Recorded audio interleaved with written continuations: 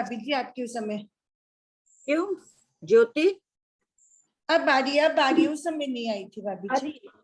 हाँ नहीं, ऋजु गति में अनाहरक होगा ही नहीं ना। हाँ, इसलिए वो अप्रदेशी हुआ ही नहीं, वो सप्रदेशी रहेगा, हरक ही वो रहेगा। उस दंडक का आहरक का अप्रदेशी होगा। और एक भाभी जी, अब लिशिया तो जो मरते समय रहती है वही पौर्व में आ जाती है, तो फिर हाँ। अपने लिशिया का अप्रदेशी कैसे मानेंगे उसको? नील का तो नील में ही रहा, दंडक की अपेक्षा। तो भी क्या, दंडक की अपेक्षा उस जन्म में आया है तो पहली बार अप्रदेशी है पहला। अच्छा, एक भाभी जी वो, हाँ हाँ बोलो। एक भाभी जी, शोक्षम संकित है, वो भी आती जाती रहती है, तो जितनी बार आया तो वो संकित का परदेशी सप्रदेशी बनता रहा। देख, ऐसे तो एक भाव में कितनी बार आए जाए, बार बार गिनते जाओ वो ठीक है, लेकिन एक जन्म की अपेक्षा कर लो यहाँ पर। अच्छा, जन्म की अपेक्षा ही जन्म के, लेनी। बाकी कितनी बार लोगे, गिनते जाओ अपेक्षा से, तो वो भी ठीक ही है। जितनी बार आए उतनी बार अप्रदेशी जाए उतनी बार, तब फिर लेशिया में भी गिनते जाओ हर बार।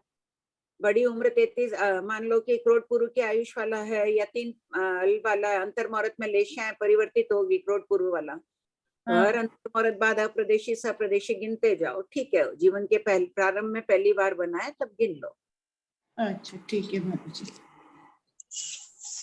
आंटी एक रिक्वेस्ट थी कि लिंक डाली नहीं है ग्रुप में, बहुत सारे लोगों को नहीं पता होगा कि पुरानी लिंक से ज्वाइन करनी, मुझे भी नहीं मालूम था कि इसमें पुरानी से ज्वाइन करनी है। सबको आज के एक दिन बता दो, ज्योति को बोल दो, फिर बोल देंगे कि अब सबको हाँ, यही रख लेंगे। ग्रुप में मैसेज डालना पड़ेगा कि ये सेम लिंक ही रहेगी हर बार, इसको सेव करके रख ले। ज्योति जी आज डाल दीजिए ना, नहीं तो ज्वाइन नहीं हो पाएंगे लोग बाग, वेट ही करते रहेंगे। मुझे खुद को जैसे 500 टुकड़े की ध्यान थी उसमें रिप्लाई। हाँ, और मैसेज भी डाल दीजिएगा ज्योति जी कि इस लिंक को सेव कर ले, अगली बार से लिंक यही रहेगी हमेशा। ठीक है, thank you. Okay I will do it.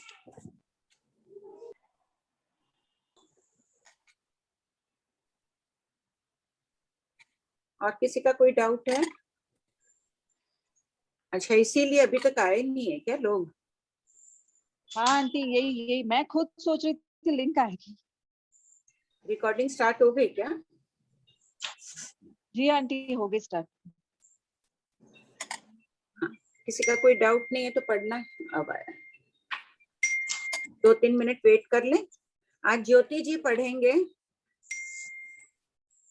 और भी जो नहीं पढ़े हैं अभी तक कृपया अपना नाम दे दीजिए ना। देखिए यहाँ जितने नाम है उनमें मैं बताती हूँ कौन कौन नहीं पढ़ा है। कांता देवी, हाँ बोलो। हाँ प्रणाम भाभी जी। मुझे पूछना था, जैसे शून्य काल में नया जीव पैदा नहीं होता है ना, शून्य काल के अंदर? शून्य काल में नया पैदा नहीं होता है, शून्य काल से कहते हैं। प्रश्न नंबर खोलिए, सबको बताइए। प्रश्न नंबर तो जो भी प्रश्न से पूछे ना संसार संचित्रण काल के थोपड़े में है, तो प्रश्न नंबर, ताकि सब खोल लें, सबका क्लियर हो जाता है।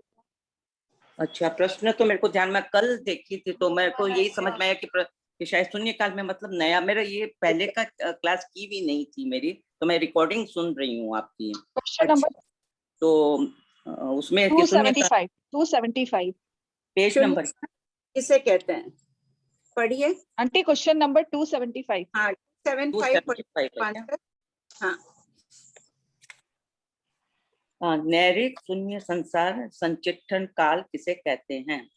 वह नैरिक विशेष उन सभी के बिना बीते हुए अनंत काल में नैरिक अवस्था में कुल जितने समय रहा है, उस सारे समय को उस नैरिक विशेष की अपेक्षा नैरिक शून्य संसार संचित्रण काल कहते हैं। ऐसे है कि मान लीजिए मनुष्य गति में कल्पना से अभी 2000 जीव है अपन, तो जितने 2000 जीवों के साथ में अपन अनंत काल में कितने काल तक रहे, उनके बिना आज जिस 2000 विवक्षित अभी कर रहे हैं कि इस समय अपने सभी व्यक्तियों का संयोग है इस गति में, मनुष्य गति में। तो अब 2000 कभी नहीं थे, 2000 में से नहीं थे। जब जब मैं आई तो आप लोगों में से कोई भी नहीं था मनुष्य गति में उस समय। अच्छा, वो टाइम काउंट कर लिया गया। मान लो मैं यहाँ 50 साल रही, मेरा वो 50 साल काउंट, फिर मैं कभी और आई तो वापस कोई नहीं थे उन्हीं में से, जो अभी 2000 है उनमें से कोई नहीं था, सिर्फ मैं ही थे, तो वो मेरा शून्य काल काउंट हुआ है। अच्छा, अगला जन्म में मान लो 20 साल थे, फिर 50 साल थे, जब जब आई कोई नहीं था यहाँ। अच्छा, बोलो लिंक अभी भेज दिए। हाँ सच में फोन आ रहे हैं कि लिंक नहीं गए। आंटी मैं खुद एक बार डलवाना पड़ेगा और फिर लास्ट में बीच में बोल देंगे लिंक नहीं हाँ, अभी आएगी, बोल सेम भी लिंक दीजिए। हाँ सेम सेव लिंक करके रखें। का क्या फायदा भेज के रोज। सब कोई सेव कर लीजिए अब लिंक को। हाँ बोलिए। हाँ हो गया? समझ में आ गया, हाँ हाँ समझ में आ गया। निर्मल भैया है, एक मिनट। हाँ बोलिए निर्मल जी। आंटी एक डाउट था आंटी। ये है ना किसी ने पूछा था कि चंद्र और सूर्य अपने से मतलब जो दूरी है ना, और अपन बोलते हैं कि चंद्र और सूर्य घूमते हैं मेरू पर्वत के आमने सामने, हाँ, मतलब चारों ओर। तो कुछ था कि हाँ चारों तरफ, ओके।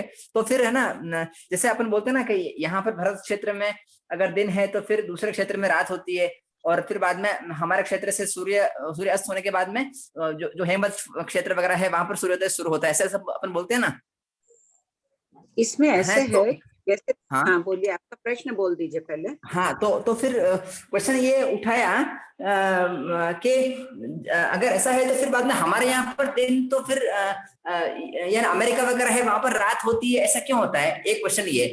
दूसरा क्वेश्चन ये कि बहुत सारे ऐसे कंट्रीज जैसे नॉर्वे में कुछ जगह ऐसे हैं जहाँ पर खाली थोड़ी देर तक सूर्योदय रहता है, फिर बाद में रात ही रात रहती है, और ये अंटार्कटिका वगैरह है वहां पर 6 महीने दिन 6 महीने रात होती है। तो इसका क्या रहस्य है आंटी? इस विषय में अपने पास अभी जैन गणित उपलब्ध नहीं है, उतना विच्छेद हो गया, इसलिए ज्यादा तो कह सकते हैं। बाकी सूर्य अपनी गति से परिभ्रमण कर रहा है, तो हो सकता है कि जब वो जाता है, अभी आसाम में 1 घंटा पहले सूर्य उदय होता है ना, 1 घंटा पहले उदय होता है, 1 घंटा बाद 1 घंटा जल्दी अस्त होता है, जबकि राजस्थान में अधिक। तो 3 मुहूर्त तक महाविद्य क्षेत्र में और भरत क्षेत्र में सूर्य उदय, यहाँ वहां सूर्य उदय होने वाला होता है, यहाँ सूर्य अस्त होने वाला होता है। 3 मुहूर्त का काल सभी जगह बराबर होता है। और अमेरिका और के विषय में अपन कुछ भी निश्चित रूप से नहीं कह सकते, अपने पास उपलब्ध नहीं है। हो सकता है कि अमुक अमुक मंडल में रहते हो तो ऐसे हो सकता है लवण समुद्र वाले चंद्र सूर्य की रोशनी वहां पड़ती हो। अब कुछ नहीं कह सकते, ज्यादा इस विषय में कहना उचित नहीं है। अच्छा ऐसा भी है, अच्छा ओके। हाँ हाँ ठीक है। जो विषय उपलब्ध नहीं है तो अब इतना ज्ञानार्जन कर रहे हैं, पूर्वों का ज्ञान होगा, केवली बनोगे तो विशेष और जान लेना। आपकी रिकॉर्डिंग सुनकर आज उनका ज्योति जी का फोन आया था कि काला देश की रिकॉर्डिंग भेजी हुई थी ना आपकी, उन्होंने 2 बार सुनी, उनके थोपड़ा एकदम क्लियर हो गया। आप लोगों ने भी सुना क्या काला देश का थोपड़ा? सुना, समझ आ गया तारा जी? और किसने सुना? जयंती भाई और कौन? यस हाँ यार है, मनीषा डागा का भी हाँ आया है, बहुत अच्छी बात है। और वापस ध्यान से सुन लीजिएगा, नहीं तो हम सोचे थे कि आज कराने का, वापस थोड़ा बहुत अब निर्मल जी की रिकॉर्डिंग सुन लीजिएगा, क्लियर हो जाएगा। नहीं ऐसा नहीं आंटी, आप कराएंगे तो बहुत सारी बातें दूसरी निकलती है आंटी, नहीं निकलती है। भाभी जी मैंने भी सुना था, लेकिन उसमें ना वो तो बहुत अच्छे से मुझे समझ में आ गया फिर, लेकिन वो उसमें ना द्रव्य क्षेत्र और भाव का भी उनके पास वो है, तो वो भी भेजिए ना। वो अब आगे की रिकॉर्डिंग आज भेज देते हैं, वो तो खाली 2 ही वो गई द्रव्य की अपेक्षा, भाव की अपेक्षा, आंटी ये ना और दो भेज देंगे। ठीक है, 2 भेज देंगे ताकि एक साथ। और काल की अपेक्षा वाला सुना तो वो तो समझ में एकदम क्लियर हो गया। हाँ बहुत अच्छी बात है। हाँ धन्यवाद निर्मल जी। हाँ धन्यवाद। कृतज्ञोस्मि। हेलो हाँ बोलो। आंटी, ये प्रश्न 1416 में इसमें बोला है कि जैसे ईशान कोण। नंबर बोल के टाइम दो सबको खोलने के। 1416 खोल। हाँ पढ़ो अब। आंटी इसमें बोल रहे हैं कि जैसे ईशान कोण में अगर हम उदय कर रहे हैं चंद्रमा का, तो उसका अस्त कर रहे हैं आग्नेय में, जबकि अस्त तो नेतृत्व में होना चाहिए ना, क्योंकि हम लोग हमेशा अपोजिट डायरेक्शन में उदय अस्त ले लेते हैं हमेशा। हाँ तो ईशान कोण में उदय होकर आग्नेय कोण कौन सा हुआ? ईशान, आग्नेय, नैऋत्य और वायव्य। तो नैऋत्य में होना चाहिए था ना अस्त तो। मैं एक बार चेक कर लूंगी फिर बता दूंगी। ठीक है कहीं आंटी, गलती तो फिर चेक कर लूंगी। आंटी एक और क्वेश्चन जैसे जरूर। अपन वेद का अल्प बहुत्व बोलते हैं ना, तो उसमें जैसे कोई सपोज जन्म से कोई पुरुष वेद वाला है तो द्रव्य से है, लेकिन अगर सपोज कोई किसी का लेटर ऑपरेशन हो जाए और वो स्त्री बन वो जाए, देखो वो एक अलग बात द्रव्य से होगी, क्या रहेगा आंटी? ये एक अलग बात हो गई, ऑपरेशन हो गया। बाकी वेद मोहिनी कर्म का उदय जो जन्म से होता है वही होता है, परिवर्तित नहीं होता है जीवन पर्यंत। जो तो वो पहले द्रव्य लेकिन खोज के आधार से हुआ था, अब उसमें उसके भाव पुरुष वेद के ही रहेंगे। भाव वेद जो रहेगा उसके पुरुष वेद ही रहेगा। और द्रव्य से आंटी? अब द्रव्य ऑपरेशन और का इतना मुझे नहीं पता, लेकिन शास्त्रकार तो यही कह रहे हैं कि वही उसी वेद का उदय रहेगा उसके। ठीक है आंटी, थैंक यू, प्रणाम। परिणाम वैसे ही रहेंगे पुरुष वेद जैसे, यही सोच लो। आंटी जी, दीक्षा जी जो पूछ रहे हैं ना, वैसा सेम क्वेश्चन सूर्य के उदयास्त में भी सेम वही वाक्यावली चल रही है 1158 में। हाँ, वायव्य आग्नेय कैसे है, एक नक्शा ड्राइंग कर दो जल्दी से बोर्ड पर तुम श्वेता। हाँ चारों कोण का बना दो, ध्यान है ना, ठोकरे में ना खेतानु हाँ वायव्य। हाँ आंटी, हाँ ध्यान है, ध्यान। हाँ नक्शा बना दो, देख लेंगे। हाँ बोलो प्रियंका। आंटी जय जिनेन्द्र। हाँ आंटी प्रश्न तुम्हारा नंबर हो अनाहारक वाला हो गया? हाँ आंटी, अच्छा, क्वेश्चन नंबर 1630।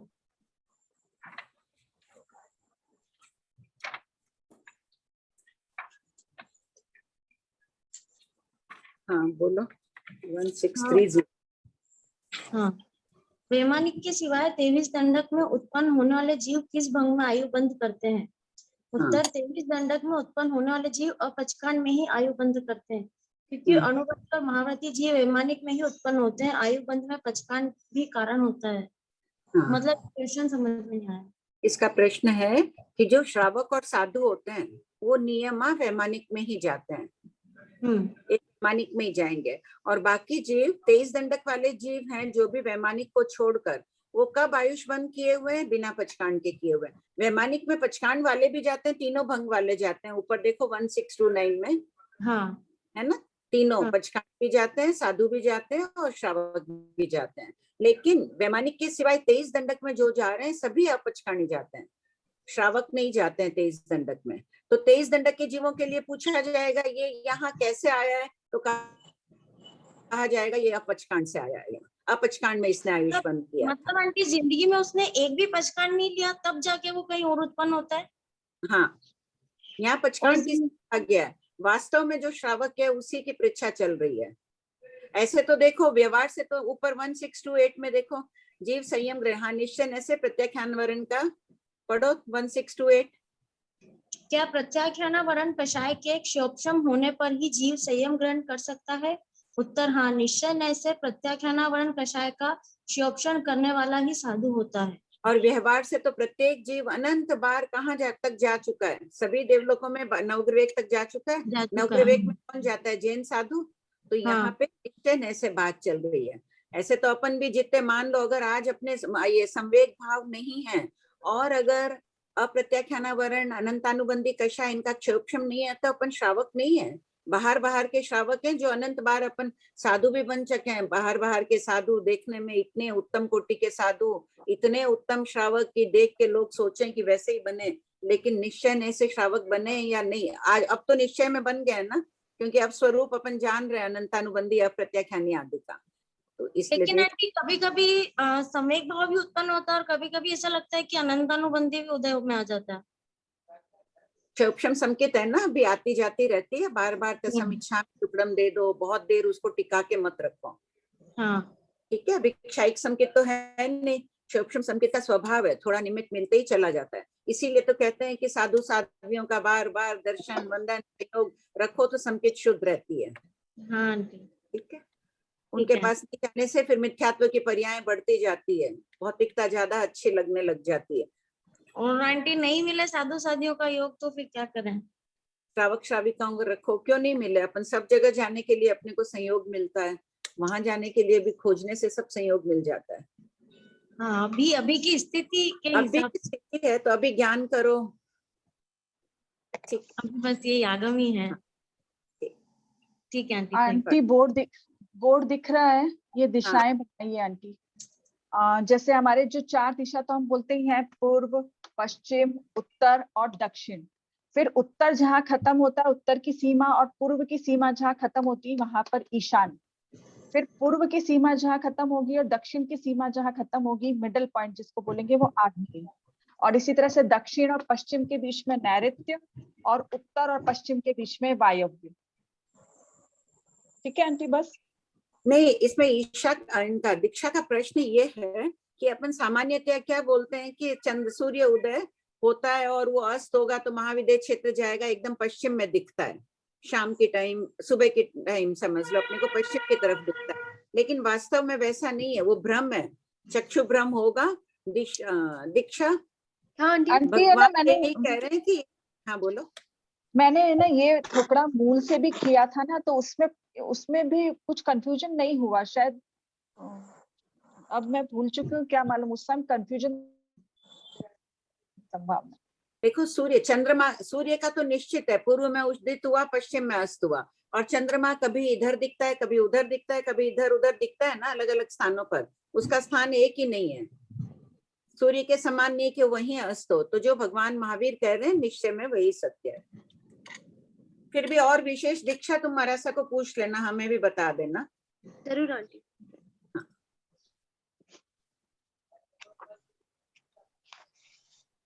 बोलिए पुष्पा जी।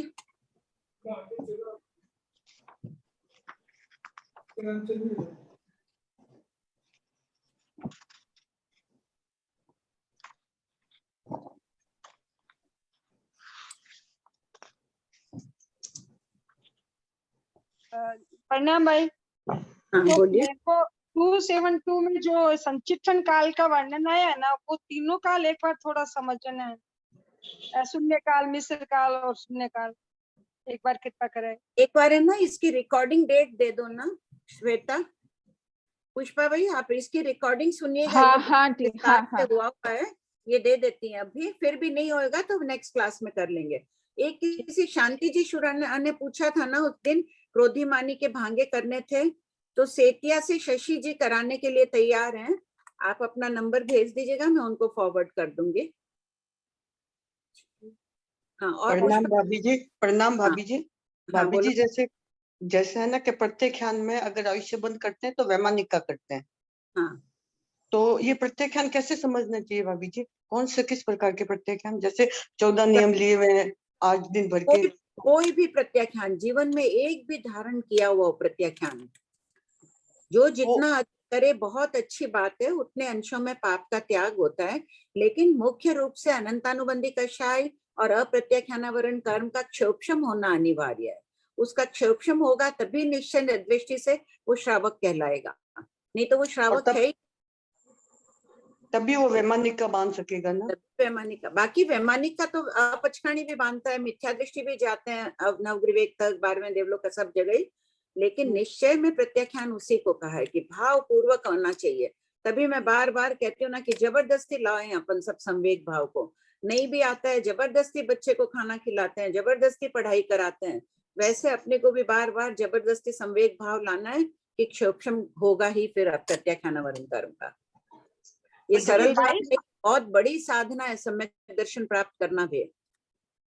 22 दंडक होना चाहिए ना, बोलिए। अप्रत्याख्यानी तो 22 दंडक में होंगे ना? नहीं, 23 दंडक में होंगे। वैमानिक मतलब मनुष्य का आयुष बांधेंगे, खाली मनुष्य वाला ही जीव करेगा ना। तिर्यंच भी तो श्रावक होते हैं ना? नहीं तो वो, यहाँ प्रश्न देखिए, वैमानिक के सिवाय 23 दंडक में उत्पन्न होने वाले हैं, उत्पन्न होने वालों की अपेक्षा ना। गौतम स्वामी के प्रश्नों का वाक्य भाव देखिए कि यानी जो 23 दंडक में जीव रहे हुए हैं, अभी जो तिर्यंच में रहा हुआ है, वो कैसे उत्पन्न हुआ? वो अप्रत्याख्यान के बल पर उत्पन्न हुआ है। वहां प्रत्याख्यानी होता तो तिर्यंच में नहीं जाता। हाँ। भाभी जी, जय जिनेन्द्र। जय जिनेन्द्र। हाँ अभी बोलिए संदीप। मरासा से कोई पचकान लिए हैं तो वो रोज के रोज घर पे करने जरूरी थोड़ी है, 12 महीना के एक साथ ले लिए। हाँ हाँ, नहीं फिर जरूरत नहीं है। हाँ वही ठीक। लेकिन उसको स्मृति में तो रखना ही चाहिए। जीवन पर्यंत के लिए कई प्रत्याख्यान ले लेते हैं, थोड़े दिन बाद उसको भूल जाए तो कभी कभी तो मन में ध्यान लाना ही चाहिए। लिया हुआ है मेरा, बुक में लिखा हुआ है, मेरा जो पचकान लिया हुआ बुक में लिख के छोड़ी है। हाँ, तो ठीक। बाकी काफी आंटी क्वेश्चन थे मेरी रिकॉर्डिंग से क्लियर हो गए। ठीक है, अच्छे। आंटी जी ना 11 दिसंबर की रिकॉर्डिंग है, उसमें 209 से 280 प्रश्न चले थे, और ये आपको थोड़े आगे जाने पे, क्योंकि 280 पे लेक्चर खत्म हो रहा है, 280 पे संसार सचेतन काल का टुकड़ा, तो थोड़ा एंडिंग में मिलेंगे आपको ये खुलासे, जिन्होंने भी पूछा। 11 दिसंबर 11 दिसंबर 2020। ये सेकंड रिवीजन का है, फर्स्ट रिवीजन में भी हो चुका है, ये 2 बार हो चुका है। फर्स्ट रिवीजन की डेट मेरे पास नहीं है। ठीक, थैंक यू। हो गया सबका? और है क्या हैंडरेस? रश्मि जी, रश्मि जी आप अनम्यूट है, पूछिए ना। और संजू जी, जिनका हो चुका वो प्लीज हैंड डाउन कर लीजिए, लोअर हैंड कर लीजिए। विनीता जी। प्रणाम भाभी जी। हाँ बोलिए। भाभी जी, वो मेरे इससे किताब से थोड़ा अलग है प्रश्न। अपन पढ़ते आए हैं भवी अभवी के बारे में, कि अभवी जीव मोक्ष जाने की क्षमता उसमें नहीं है, लेकिन साथ का साथ एक चीज हम और पढ़ते आए हैं कि सभी की आत्मा एक जैसी है। हाथी के शरीर के, कुंथु के, और सभी में अरिहंत बनने की योग्यता है। किसी भी आत्मा में फर्क नहीं है, जीव सब एक समान है, चाहे वो कोई। सही बात तो है, ये तो कॉन्फ्लिक्ट बात नहीं है। नहीं, कुछ भी नहीं कॉन्फ्लिक्ट। उनकी इच्छा ही नहीं हो रही है जानने की, मोक्ष जानना नहीं चाहते हैं वो। नहीं, इच्छा तो नहीं हो रही है, लेकिन साथ ही साथ जो अभवी है उसकी कैपेबिलिटी भी तो नहीं है। कैपेबिलिटी, आत्मा एक जैसी है सबके, उनके अंदर खुद को भी तो उत्साह होना चाहिए मोक्ष जाने का। वो मोक्ष तत्व को अंतर हृदय से स्वीकार ही नहीं करते हैं, वो तो सिर्फ भौतिक सुखों के लिए साधना करते हैं। कई एक अभवी जीव गौतम स्वामी जैसा चारित्र का पालन कर लेते हैं, लेकिन उनका अंदर से उद्देश्य, ग्रंथों में वर्णन मिलता है कि आषाढ़ भूति थे, 500 शिष्य बना लिए। सोचो कितने बड़े विद्वान थे, पूर्वधर थे, 9वें पूर्व की 3री आचार वस्तु तक उनको ज्ञान था। 500 शिष्य बनाना कोई हंसी मजाक नहीं है। और अभवी थे किस लिए? कि इस लोक में भी प्रशंसा मिलती थी, आचार्य बन गए, लोग पूछते थे, और परभव में भी देवलोक के सुख मिलेंगे, ऐश्वर्य मिलेगा। जबकि जो सम्यक दृष्टि होगा, बात हुई है तो, लेकिन उसको तो ऐसे जीव तो हमेशा ही अभवी रहेंगे, उनको तो कभी भव्यपन आएगा ही नहीं। जो अभवी है वो कभी नहीं हो सकते, और जो भवी है वो कभी अभवी नहीं हो सकते। तो ये तो क्या है? हाँ, ये स्वभाव है, ये मतलब उनका फिर आत्मा में कोई फर्क है या कोई उनका और कोई दोष है उनके? आत्मा उनके भावों का दोष है, उनकी आत्मा ही वैसी, उनके परिणाम ही नहीं बनते हैं मोक्ष जाने के। जैसे कोरडू धान होता है ना, मोठ या मूंग का, उसको 9 मन पानी में डाल दो तो भी वो नहीं गलेगा। क्यों? उसके साथ होते हुए मोठ के दाने गल जाएंगे और वो उबलता रहेगा, नहीं गलेगा, पानी खत्म हो जाएगा। उस मोठ का स्वभाव ही वैसा है। अच्छा, प्रणाम भाभी जी। हाँ विनीता बोलो। अच्छा भाभी जी, ये जो ये बता रहे हैं, पचकान का भी बताए, तो जैसे 14 नियम अपने लेते हैं तो अपने साल भर का एक साथ ले लें? ले लो, जितना लेना याद रख लो। कई लोग बस जीवन पर्यंत भी इतना ही जाना है किसी को। कई लोग ले लेते हैं कि हम जीवन पर्यंत इस नगर से बाहर 5 किलोमीटर से बाहर जाएंगे ही नहीं, वो जाते ही नहीं है, वो पालन कर सकते हैं उतना। तो फिर डेली का डेली क्यों कहते हैं डेली 14 नियम लोग? तो बदल लेते हैं ना। आज मैंने 5 किलोमीटर रखा, कल मेरी 10 किलोमीटर जाने की इच्छा हो सकती है, कभी संकोच कभी विस्तार व्रतों में। अच्छा भाभी जी, जो अवधि ज्ञान होता है ना, नहीं अवधि ज्ञान हुआ या मन प्रयोग ज्ञान हुआ, ये सब जो है ये लब्धि तो हुई।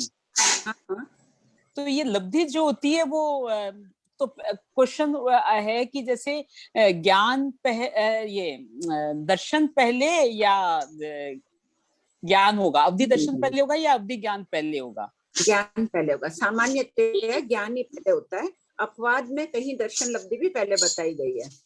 तो अपने ऐसे बोलते हैं ना, फिर केवल ज्ञान केवल दर्शन में पहले केवल ज्ञान होता है फिर दर्शन होता है, तो वहाँ नियम इसके लिए क्यों पहले? अच्छा, तो यहाँ अवधि ज्ञान और मन प्रयोग ज्ञान में कभी कौन सा? नहीं, मन प्रयोग तो दर्शन होता ही नहीं है। मन प्रयोग वो ज्ञान में दर्शन हो है किसी को, किसी किसी में सामान्य रूप में कभी किसी को हो जाता है।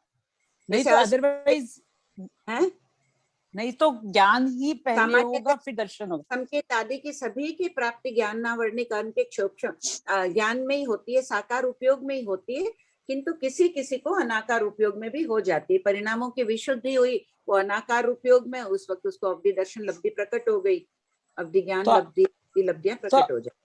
तो फिर वो क्या अपने बोलते हैं जैसे मति ज्ञान श्रुति ज्ञान में कि पहले बगीचा दिखा तो आभास हुआ, फिर वो उपयोग लगाया तो ज्ञान वो हुआ। ना ज्ञान का ठोकरा बहुत विस्तार से आने वाला है, अपन 6ठे शतक में 8वें में आ ही रहा है। ठीक है, ठीक है भाभी जी, प्रणाम। हाँ रीना जी। जय जिनेंद्र। जय जिनेंद्र। आपको बताया कोई भी पहचान लेने से हो जाता है कि श्रावक है, तो मैंने सुना है किसी ने बताया कि मुझे कि जैसे जो 12 ग्रह है उसमें जो प्रणव काटता है रीना जी आपकी आवाज क्लियर कुछ भी समझ नहीं आ रही, आप क्या पूछ रहे हैं, प्रश्न नहीं समझ आ रहा है। मैं कह रही थी जैसे आपने बताया ना कि पचकान लेगी, कोई भी पचकान लेने से अपने श्रावक गिने जाते हैं, किसी के पीछे डिस्टर्बेंस आ रहा है। हाँ, 1 मिनट में आई।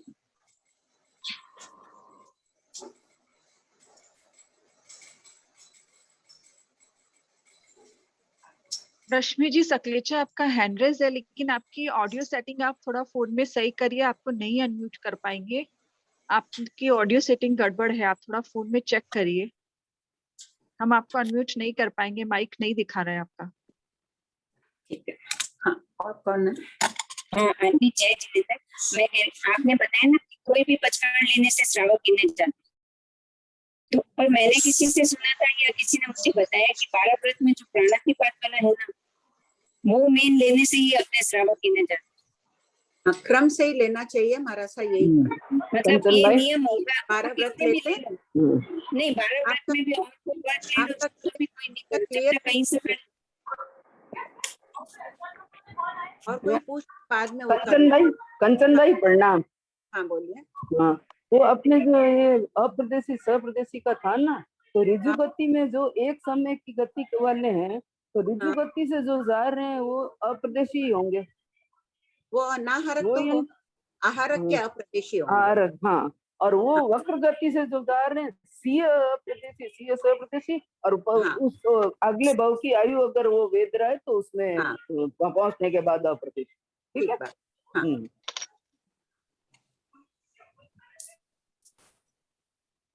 शशि जी पूछिए ना, शशि जी, विमला जी। हाँ प्रणाम भाभी जी। हाँ भाभी जी, एक पिक्युलर क्वेश्चन है कि कषाय चारों, ये कषाय आदि जो है, ये कषाय क्रोध मान माया लोभ, ये चारों का उदय सभी जीवों को होता है ना, पर ये क्या अपर्याप्त अवस्था में भी होता है? जो पर्याप्त जीव होंगे अपर्याप्त अवस्था में भी, हाँ अपर्याप्त में भी होता है। तो बाटे बहता में क्यों कार्मण मतलब कर्मों का खजाना, तो कर्म तो कषाय, तो ये चारों कषाय तो कर्म ही है, तो ये क्या बाटे बहता में भी वो कैरी करेगा? हाँ, कर्मों का उदय बाटे बहते में भी रहता है, उसी के कारणवश तो कर्मों को ग्रहण कर रहा है जीव बाटे बहते में। नहीं तो क्रोध मान माया लोभ आदि भी, ये चार जो मेन कषाय है, ये भी रहेगा उसके साथ। हाँ हाँ हाँ, इसका उदय रुकता ही नहीं है जब तक जीव उनको उपशम श्रेणी में या क्षपक उपशांत नहीं करता है, क्षपक श्रेणी में क्षय नहीं करता है, तथा योग्य गुण स्थानों के अनुसार इनका उदय चलता ही रहता है, रुकता ही नहीं है। जो मिथ्या दृष्टि है उसके सभी कषायों का उदय निरंतर रहता है, एक समय के लिए भी नहीं रुकता है। सुधा आंटी का अंतर क्रोध का, अंतर मुहूर्त, फिर मान का, माया का, लोभ का, ऐसे चलता रहता है। ठीक है, हाँ हाँ बोलो सुधा। जी आप उस दिन लिख पाए थे ना कि केवली भगवान के दोनों उपयोग अपदेशी ही होते हैं। हाँ बुक में भाभी जी जैसे दिया हुआ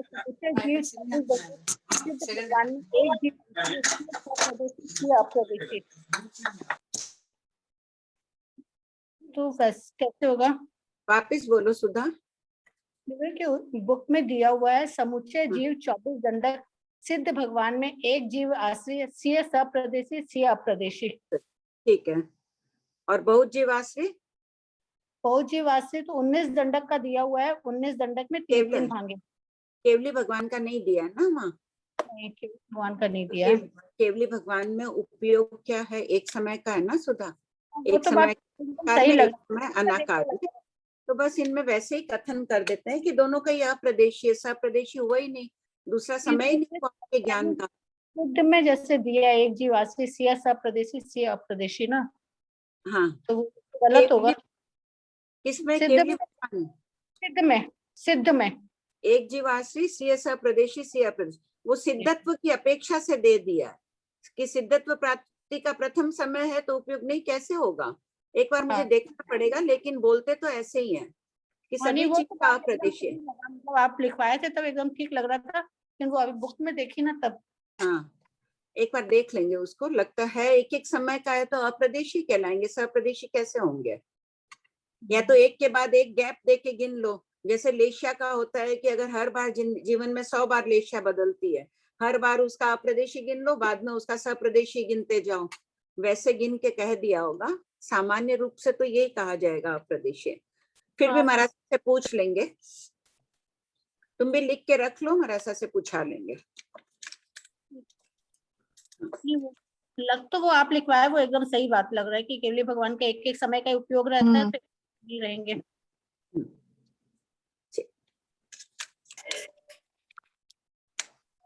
आंटी कदाचित सप्रदेशी कदाचित अप्रदेशी लिखा है।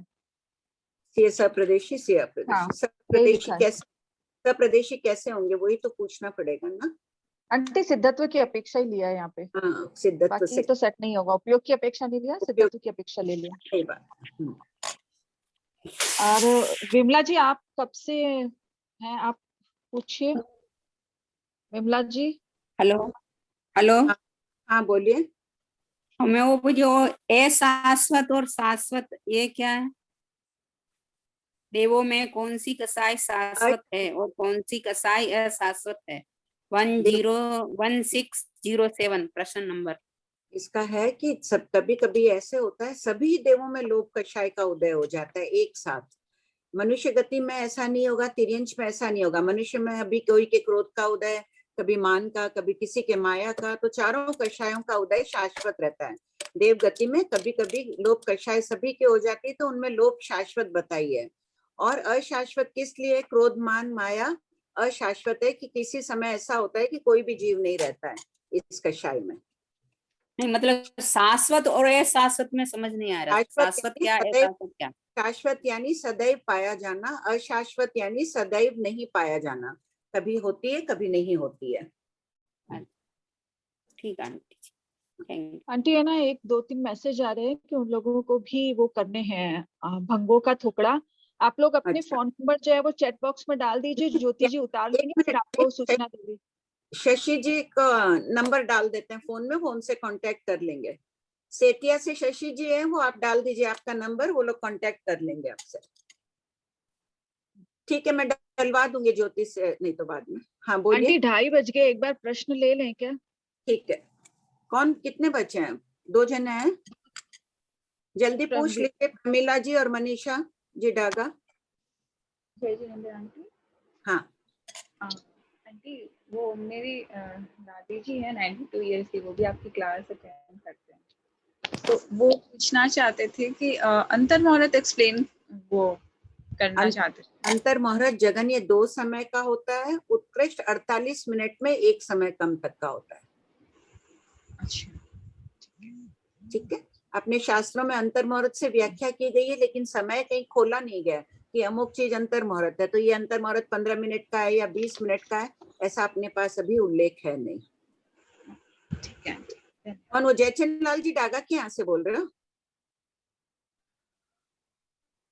ठीक है, चलिए पढ़ो। ज्योति जी पढ़ रहे हैं ना? ज्योति जी हैंड रेस करिए ना, ज्योति जी।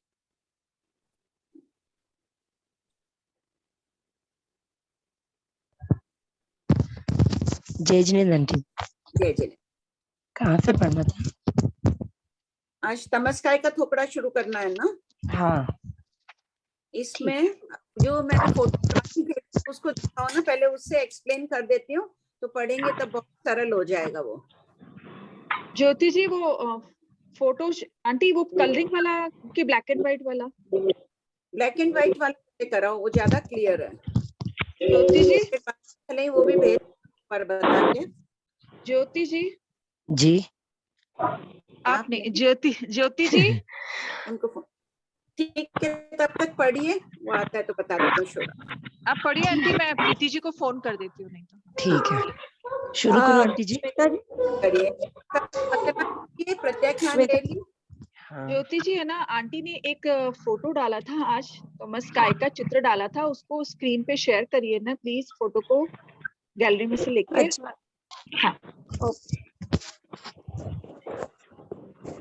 हाँ तब तक आप ज्योति जी। हाँ जी। थॉमस काय का थोकड़ा, शतक 6, उद्देशक 5। पूर्वापर संबंध प्रत्याख्यान की बहुत महिमा है, अतः प्रत्याख्यानी की उत्पत्ति वैमानिक में ही होती है। प्रत्याख्यान न करने वाले भव भ्रमण करते हुए तमस काय में भी उत्पन्न होते हैं।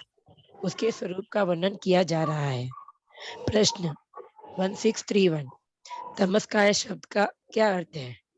उत्तर, तमस अंधकार, काय समूह, अंधकार वाले पुद्गलों के समूह को तमस्काय कहते हैं। प्रश्न 1632, बनते, क्या पृथ्वी तमस्काय कहलाती है या पानी तमस्काय कहलाता है? उत्तर, गौतम, पृथ्वी तमस्काय नहीं कहलाती है किंतु पानी तमस्काय कहलाता है। प्रश्न 1633, इसका क्या कारण है कि पानी तमस्काय कहलाता है? उत्तर, मणि आदि पृथ्वीकाय शुभ है जो कुछ भाग को प्रकाशित करती है और कोयला आदि पृथ्वीकाय अप्रकाशित होते हैं, अर्थात पृथ्वीकाय शुभ अशुभ दोनों प्रकार की होती है, इसलिए पृथ्वी तमस्काय नहीं कहलाती है किंतु पानी अप्रकाशक ही होता है। अपकाय और तमस्काय का एक ही सरीका स्वभाव है, इसलिए पानी तमस्काय कहलाता है। तमस्काय घने बादल रूप है, बादल पानी का ही परिवर्तित रूप होता है। तमस्काय पर उपकारी नहीं है क्योंकि ये बादल बरसते नहीं है, अढ़ाई दीप के बाहर वर्षा नहीं होती है। देखिए, पर उपकारी, अभी आज के युग में कौन सबसे बड़े उपकारी होते हैं? गुरु। उनके समान उपकार वाला कोई नहीं होता है। गुरु के कारण ही हम सम्यक दर्शन प्राप्त करते हैं, संवेग भाव प्राप्त करते हैं। गुरु को बार बार वंदना करना चाहिए, नवकार मंत्र में स्थान प्राप्त करने वालों को, और सबको किसी न किसी को पढ़ाना है भाग्य। ज्योति जी आपके यहाँ से डिस्टरबेंस हो रहा है, आप रीडिंग कर रहे हैं, प्लीज रूम बंद कर दीजिए ना अगर हो सके तो, आवाज बहुत हो रही है। हाँ। ओके। आपके यहाँ से नहीं, जो रीडिंग कर रहे हैं उनके यहाँ से दिख रहा है। अभी हो रही है क्या? हाँ। रूम बंद ही है, ठीक है। तो काफी आवाज आ रही, डिस्टरबेंस बहुत है। अभी कम हुआ? ड्राइंग आया नहीं ना अभी तक? वो शेयर के नहीं। प्रीति जी को बोलिए ना, होस्ट आप है, आप ही कर पाएंगे, मैं नहीं कर पाऊंगी। हाँ, मैं पूछ के मैं करती हूँ।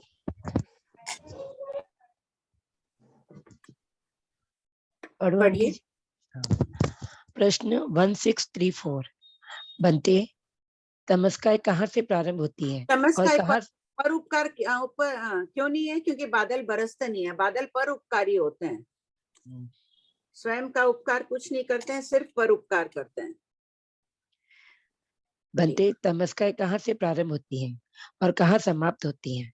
उत्तर, गौतम, इस जम्बू द्वीप के बाहर असंख्यात द्वीप है। समुद्रों का उल्लेखन करने के बाद अरुणवर नामक द्वीप आता है। उसकी वेदिका के बाहर के चरमांत से अरुणोदक समुद्र में 42,000 योजन जाने पर वहां के अपरितन जलांत से एक प्रदेश की श्रेणी रूप तमस्काय उत्पन्न हुई है। वहां से 1721 योजन ऊपर जाने के बाद तिरछी विस्तृत होती हुई ऊपर सौधर्म, ईशान, सनत कुमार और महेंद्र, इन 4 देवलोकों को आच्छादित करके 5वें ब्रह्म देवलोक के रिष्ट विमान नामक पाथरे तक पहुंचती है।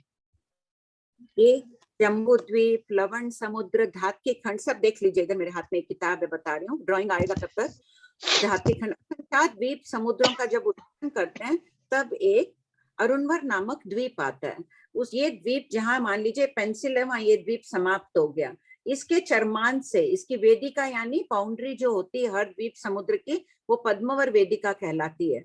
खाली जम्बू द्वीप की जो बाउंड्री है उसको जगती बोलते हैं, बाकी सभी की वेदिकाएं को पद्मवर वेदिकाएं बोलती है। तो वेदिका यानी बाउंड्री वॉल जो उनकी है, इसकी बाउंड्री वॉल से 42,000 योजन दूर जाने पर, ये मेरी पेंसिल है, समुद्र है, अरुणोदक समुद्र आ गया, ये गोल मान लीजिए इस किताब को ऐसे, और यहाँ पर 42,000 योजन दूर पर यहाँ आया। यहाँ तथा स्वभाव से क्या, ऊपर से नीचे से समुद्र तो 1000 योजन गहरा है, ऐसे 1000 योजन गहरा है, तो नीचे से नहीं आ रही है। अब ये समुद्र के ऊपर से, ये यहाँ खत्म हो रहा है 1000 योजन, इसके ऊपरी भाग से पूरा कितना असंख्यात योजन का गोलाई में लंबा चौड़ा है, इसके ऊपरी भाग से पानी की बेला उठी है। देखिए ड्राइंग दिखाया जा रहा है बाहर से, तो वो पूरा ऐसे निकल रही है, घोर अंधकार रूप ये बादल है ऐसे। तो बीच फोटो आ रहा है, ये निकले यहाँ से विस्तृत हो रही है। पहले 1721 योजन दूर, ये पेंसिल दिख रही है, ये यहाँ इतनी ऊंची गई है, एक भी जैसे कुएं की दीवार होती है ना चारों तरफ, उसी प्रकार पानी ऊपर उठा यहाँ से, और 1721 योजन दूर की एकदम ठोस घनीभूत जो बादल है, ऐसे चारों तरफ एक गोला बन गया, कुएं की तरह ही समझ लीजिए। और 21 उसको एक भिंती रूप कह दिया, क्योंकि एक रूप है इसलिए, एक अंगुल की एक उसका आगे आ गया। फिर विस्तृत 1721 योजन, ये ऊंची गई, ये समुद्र है किताब, मेरा हाथ है वो दीवार आ गई, इसकी दीवार पानी की दीवार, बादल है पूरे इतने ऊंचे जाके, फिर ये तिरछी ऐसे विस्तृत होती गई, चौड़ाई में होती होती बाहर निकलकर पूरे ऊंचे देवलोकों में ऐसे जा रही है। और 5वें देवलोक जो 5 रज्जु चौड़ा है, उसकी तीसरी प्रतर के पास यहाँ खत्म हो जाती है। ये इसे कहते हैं तमस्का, ये हमेशा बादल रूपी रहती है। इसके स्वरूप के विषय में बताया जा रहा है इस टुकड़े में। गौतम स्वामी ने इतने प्रश्न किए, उनके जवाब यहाँ आ रहे हैं।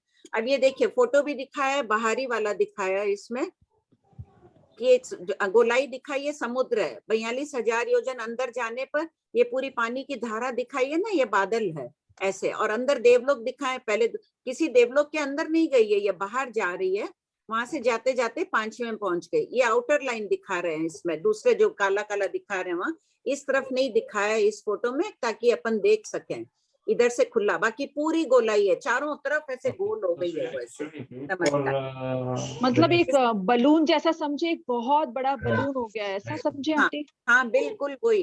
और अंदर खाली रहता है ना बैलून, तो उसी प्रकार अंदर ये खाली, अंदर देवलोक, ये 2 देवलोक है, ये पहला दूसरा देवलोक है, उसके बाद ये तीसरा चौथा देवलोक आ गया, 5वां ये बाहर से ऐसे जा रही है बैलून के अंदर, ये 2 देवलोक है और ये ऐसे जाती जा रही है तमस्काई। अनंत बार हम भी वहां जन्म मरण कर चुके हैं, अब हट गया, कोई श्रावक नहीं जाएगा। श्रावक की गति सिर्फ वैमानिक की और मनुष्य की होती है। आंटी हाँ बोलिए, हाँ बोलिए निर्मल जी। 5वें देवलोक के अंदर भी तमस्का गई हुई क्या आंटी? हाँ 5वें देवलोक की तीसरी प्रतर तक जाके रुक गई है बस। ओके, तो फिर है ना 5वें देवलोक की तीसरी प्रतर तक, तो फिर बाद में अंधेरा हो जाता है क्या 5वें वहां पर? वहां है क्या 5 रज्जु है, मनुष्य देवता तो एक रज्जु में है, त्रस जीव एक रज्जु में भी, पूरे में तो त्रस जीव देवता है नहीं। ये देखे तो त्रस नाल कितनी है, त्रस नाल तो हो गई इतनी सी, और इसके बाहर गई है, ऐसे आके ऐसे आई है, ये तो स्थावर नाल से गई है। एक पहले दूसरे देवलोक का व्यास भी एक रज्जु जाजे रहा है, मान लो कि ये पहला देवलोक है नीचे, तो यहाँ से निकली तक समुद्र से निकली, ऐसी 1721 योजन ऊंची आई, यहाँ से ये पेंसिल से विस्तार होती होती ऐसे ऊंची उठ रही है। तो अंधेरा हो भले, अंधेरा तमस्काय में इसका नाम ही है, 13 नाम बताए जाएंगे आगे।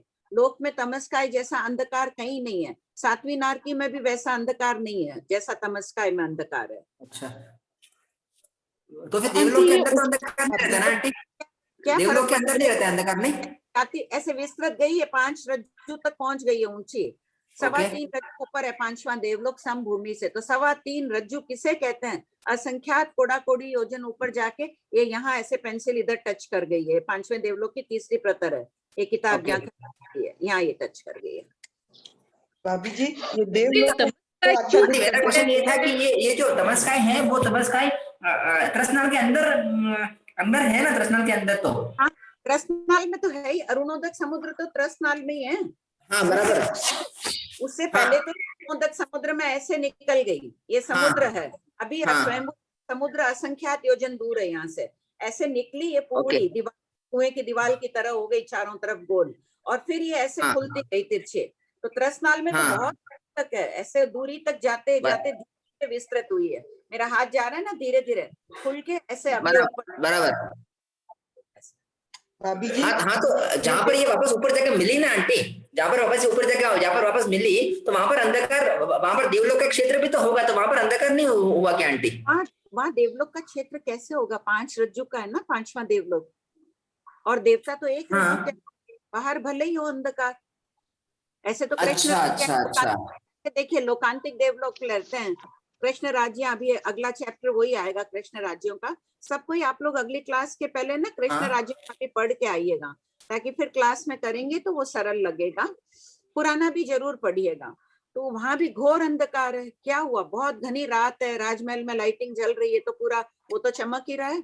तो उसी प्रकार देवलोक तो दैदीप्यमान रहते हैं। अच्छा। और ये तो देवलोकों से बहुत दूर हो गई ना। भाभी जी, ये तमस्काय अरुण वर से ही क्यों निकली, और दूसरा इसका बनने का कारण क्या है?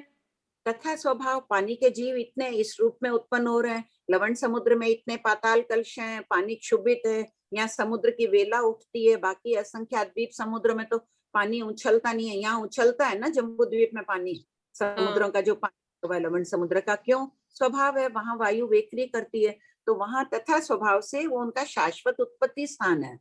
अपकायिक जीवों का जो बादल रूप में ही उत्पन्न होते हैं। जैसे स्नेह काय का पहले आया हुआ है ना वर्णन लोक स्थिति के थोकड़े में, कि दिन भर स्नेह काय के जीव बरसते बरसती रहती है ना।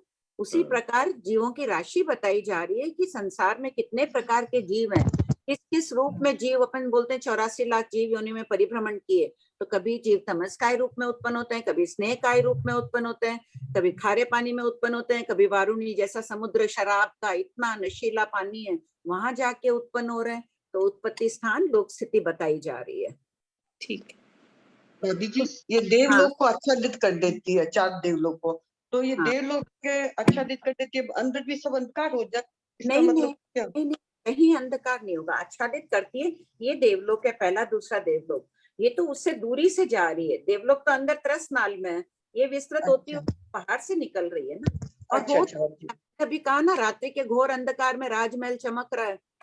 कृष्ण राज्य लोकांतिक का वर्णन आगे आएगा, देखिएगा। कृष्ण राज्यों के बीच में क्या फर्क पड़ा?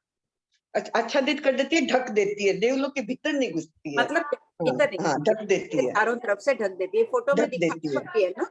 हाँ, ये प्रणाम भाभी जी, ये क्या शाश्वत है क्या? एनी टाइम रहती है? शाश्वत है, वैसे ही रहती है।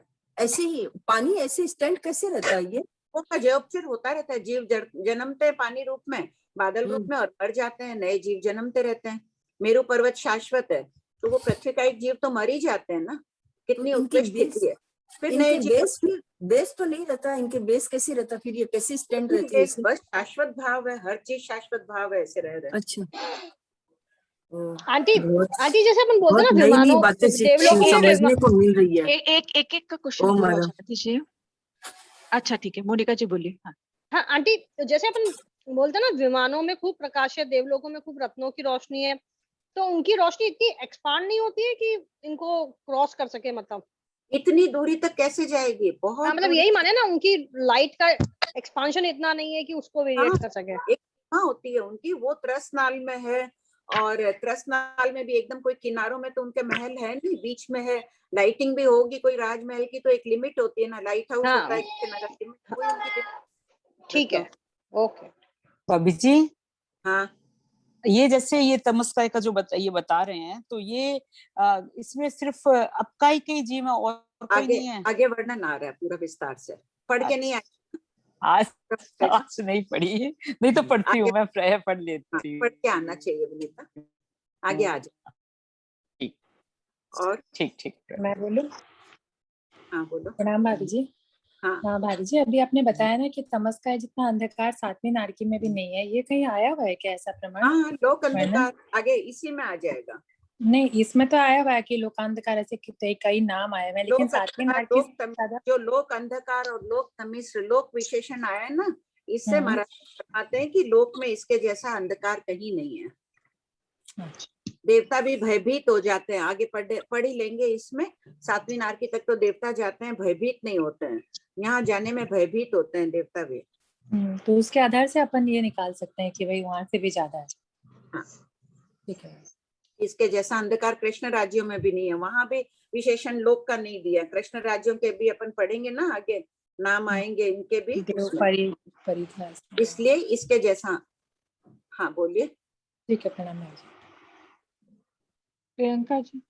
आंटी, हाँ, आप जो भी बताए ना कि ये त्रस नाल में से होती हुई जाती है, तो क्या ये स्थावर नाल को भी टच करती है? हाँ, त्रसनाल तो एक रज्जु की जाएगी ना, ऐसे जाएगी तो स्थावर नाल को भी टच करेगी ना। 5वां देवलोक 3.25 रज्जु ऊपर है और 5 रज्जु लंबा चौड़ा है, तो स्थावर नाल में गया है ना 5वां देवलोक, तो बस 5वें देवलोक तक जा रही है ऐसे।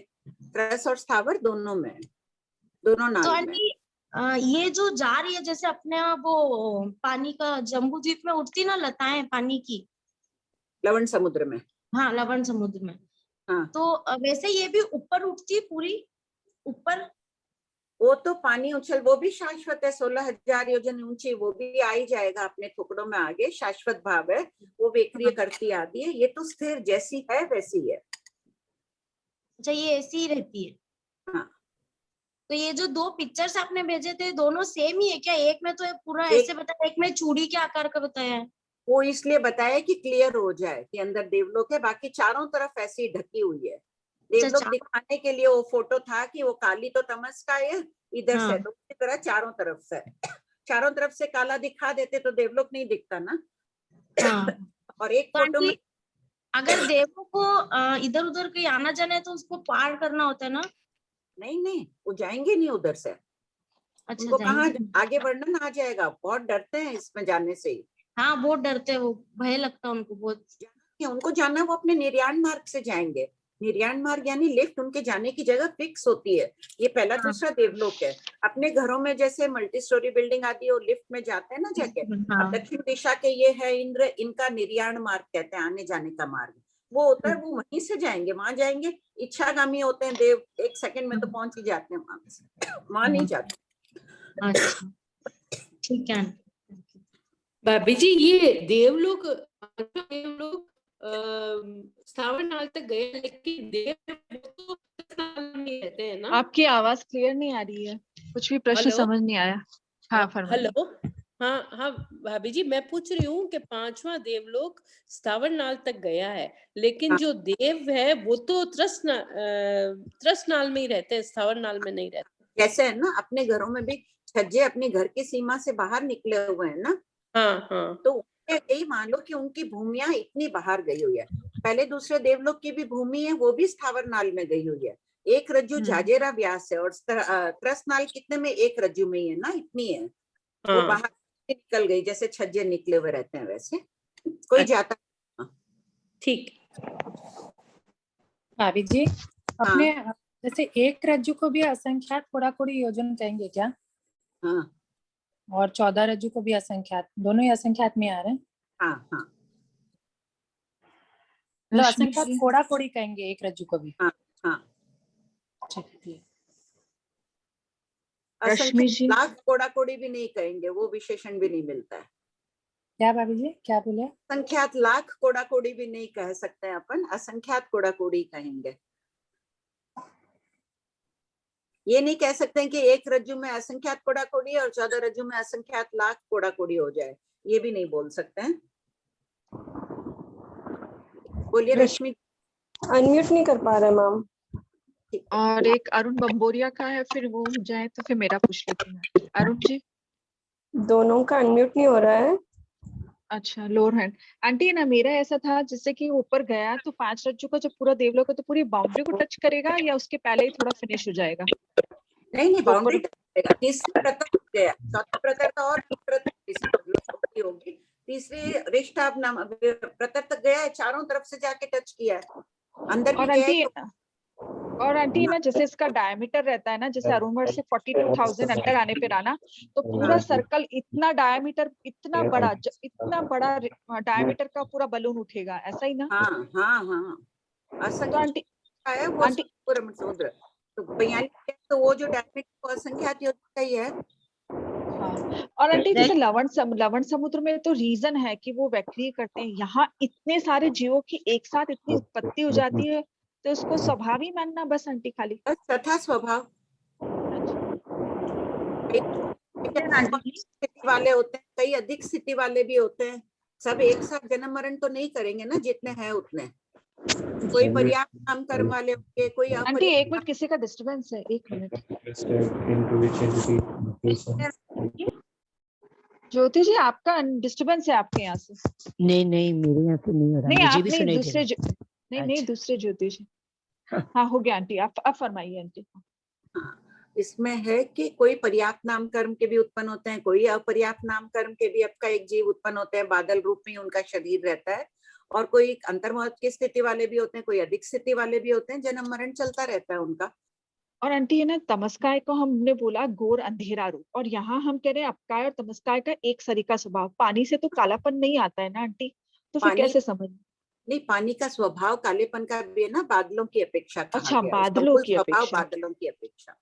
अच्छा ठीक है, बस हो गया क्लियर आंटी मेरे तो। जय जीवन आंटी जी। हाँ बोलिए। जय, आवाज आ रही है? हाँ हाँ आ रही है। हाँ आंटी जी, मैं ऐसा बोल रही थी कि जो तमस्काई जो है वो बादल रूप में है या पानी रूप में ऊपर जाती है?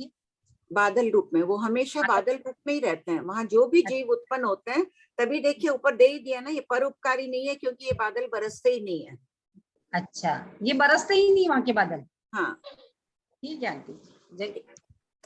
बिमला जी पूछिए। बिमला जी नहीं है अब उनका हैंड। हाँ बोलिए। बिमला जी पूछिए। हाँ हेलो, ये 12,000 योजन जाने पर वहाँ उप परिवर्तन क्या होता है? ऊपरी तन जलांत, पानी के एकदम ऊपर के भाग से, ये समुद्र जहाँ खत्म होता है, समुद्र है 1000 योजन गहरा, इसके ऊपर के भाग से ये उठी है तमस्काय, नीचे से नहीं आ रही है, कहने का तात्पर्य ये। अच्छा ठीक है आंटी। जय जी। इसकी थिकनेस कितनी है? नीचे से ऊपर बराबर थिकनेस है? मोटाई आ रहा है, सब आगे आ रहा है, असंख्यात योजन की मोटी आदि वर्णन आ रहा है आगे। अच्छा ठीक, नेक्स्ट क्लास की सबको कृष्ण राज्यों का थोकड़ा भी 3-4 बार पढ़ के आइएगा। बार बार पढ़ने से और उत्कृष्ट रसायन आए तो जीव किसी भी समय कर सकता। पढ़िए। प्रश्न 1635, क्या तमस्काय एक प्रदेश श्रेणी रूप है? उत्तर, तमस्काय एक प्रदेश श्रेणी रूप नहीं है, किंतु समभीति रूप श्रेणी है, अर्थात नीचे से लेकर ऊपर तक एक समान भीत यानी दीवार रूप श्रेणी है। समभीति रूप श्रेणी को ही एक प्रदेश श्रेणी रूप कहा गया है, गोल कुएं के चारों तरफ की ऊंची दीवार के समान। प्रश्न 1636, प्रमाण सहित बताइए कि तमस्काय समभीति रूप श्रेणी है। तमस्काय स्तंभुकाकार जल, पानी का बुलबुला जीव रूप है। जीवों को रहने के लिए असंख्यात आकाश प्रदेशों की आवश्यकता होती है। जीव एक प्रदेश रूप श्रेणी में नहीं रह सकते हैं। इस आधार से तमस्काय समभीति रूप श्रेणी है, एक प्रदेश रूप श्रेणी नहीं है। प्रश्न 1637, 1721 योजन तक तमस्काय का आकार कैसा है? उत्तर, 1721 योजन तक तमस्काय का आकार वलय के समान गोल है। प्रश्न 1638, बनते तमस्काय का आकार कैसा है? उत्तर, गौतम, नीचे शरावली के आकार का है और ऊपर कुक्कड़ मुर्गे के पिंजरे के आकार का है। प्रश्न 1639, तमस्काय के संतान को स्पष्ट कीजिए। उत्तर, पहला, तमस्काय के नीचे का आकार शरावले मिट्टी के दीपक के अधोभाग जैसा है, क्योंकि अरुणोदक समुद्र के जलांत के ऊपर भाग से 1721 योजन तक तमस्काय का आकार वलय के समान यानी चूड़ी के समान गोल है। दूसरा, ऊपर मुर्गे के पिंजरे के आकार का है, जैसे मुर्गे का पिंजरा नीचे के भाग में संकुचित, मध्य में विस्तीर्ण फैला हुआ और ऊपर संकुचित होता है। ठीक है, क्लियर है एकदम। जैसे क्या हो रही है, मिट्टी के दीपक के अधोभाग का दीपक होता है, उसके नीचे का भाग तो सब अरुणोदक समुद्र से निकली असंख्यात, अपन सोच रहे हैं असंख्यात योजन चौड़ी है, इतनी बड़ी है, यहाँ से निकली है तो ये नीचे का भाग जैसे मध्य में विस्तीर्ण है, चौड़ी होती जा रही है और फिर पांचवें देवलोक के पास जाके संकुचित हो जाती है। पढ़ो। तीसरा, उसी प्रकार तमस्काय भी नीचे गोलाकार संकुचित, फिर 1721 योजन के बाद ऊपर उठती हुई, मध्य में विस्तीर्ण होते होते पांचवें देवलोक की तीसरी रिष्ट विमान नामक प्रतर के पास संकुचित हो जाती है। प्रश्न 1640। प्रत्येक प्रतरों के नाम है देवलोकों में। कोई ये कहता है, जैसे यहाँ कोई कहेगा कि मैं स्वीडन जा रहा हूँ या अमेरिका जा रहा हूँ, तो वैसे कोई विमान में किसी देवलोक में जाना हो तो आपस में वो भी जब कहते हैं तो मैं रिष्ट विमान प्रतर में जा रहा हूँ, तो उस देवलोक में जा रहे हैं, देख लेते हैं। प्रश्न 1640। बनते, तमस्काय का विस्तार और परिक्षेप परिधि कितना है? उत्तर, गौतम, तमस्काय दो तरह की कही गई है, संख्यात विस्तार वाली और असंख्यात विस्तार वाली। प्रश्न 1641। संख्यात विस्तार वाली तमस्काय का वर्णन कीजिए। उत्तर, अरुणोदक समुद्र के जलांत से शुरू होकर संख्येय योजन विस्तृत जो तमस्काय है, उसका निष्कंभ चौड़ाई संख्येय 1000 योजन है। परिक्षेप परिधि कितनी चौड़ी है तमस्काय? यहाँ संख्यात 1000 योजन चौड़ी है, इतनी चौड़ी है वो, थोड़े मोटे एक पतली पानी सी रेखा जैसी बादल नहीं है। असंख्यात 1000 योजन है और परिक्षेप परिधि असंख्यात 1000 योजन है। संख्यात 1000 की राशि असंख्यात के समीप वाली राशि होने की संभावना है, इसलिए परिधि असंख्यात 1000 योजन है। प्रश्न 1642। असंख्यात विस्तार वाली तमस्काय का वर्णन कीजिए। उत्तर, असंख्यात विस्तार वाली ऊर्ध्वगामी तमस्काय अर्थात गोलाई में ऊपर फैलती हुई तमस्काय का विस्तार असंख्यात 1000 योजन है और परिधि भी असंख्यात 1000 योजन है। असंख्यात प्रकार का होता है। जैसे अंतर्मुहूर्त के लिए कहते हैं ना, असंख्यात प्रकार का होता है, 2 समय का अंतर्मुहूर्त, 3 समय का अंतर्मुहूर्त, ऐसे इसी प्रकार असंख्यात भी असंख्यात प्रकार का होता है। प्रश्न 1643। दोनों प्रकार के विस्तार वाली तमस्काय में क्या तुल्यता है? उत्तर, बाह्य और अभ्यंतर परिक्षेप का विभाग नहीं बताया गया है, किंतु दोनों प्रकार के विस्तार वाली तमस्काय के परिधि में असंख्यात 1000 योजन की अपेक्षा तुल्यता है। प्रश्न 1644। बनते, तमस्काय कितनी मोटी है? उत्तर, गौतम, कोई महद्विक देवता यह चला ऐसा कह के 3 चुटकी बजाए उतने समय में इस जम्बूद्वीप की 21 बार परिक्रमा करे, ऐसी शीघ्र गति से 6 मास तक चले तो संख्यात विस्तार वाली तमस्काय का पार पाए, किंतु असंख्यात विस्तार वाली तमस्काय का पार नहीं पाए। गौतम, तमस्काय इतनी बड़ी है। जम्बूद्वीप कितना है? ये 1 लाख योजन का जम्बूद्वीप है। इस जम्बूद्वीप इसलिए लिखा हुआ है कि इस यहाँ अपन जो है उस जम्बूद्वीप की बात है। बाकी जम्बूद्वीप कितने हैं? कितने जम्बूद्वीप? कांता जी चौरडिया, जम्बूद्वीप कितने हैं?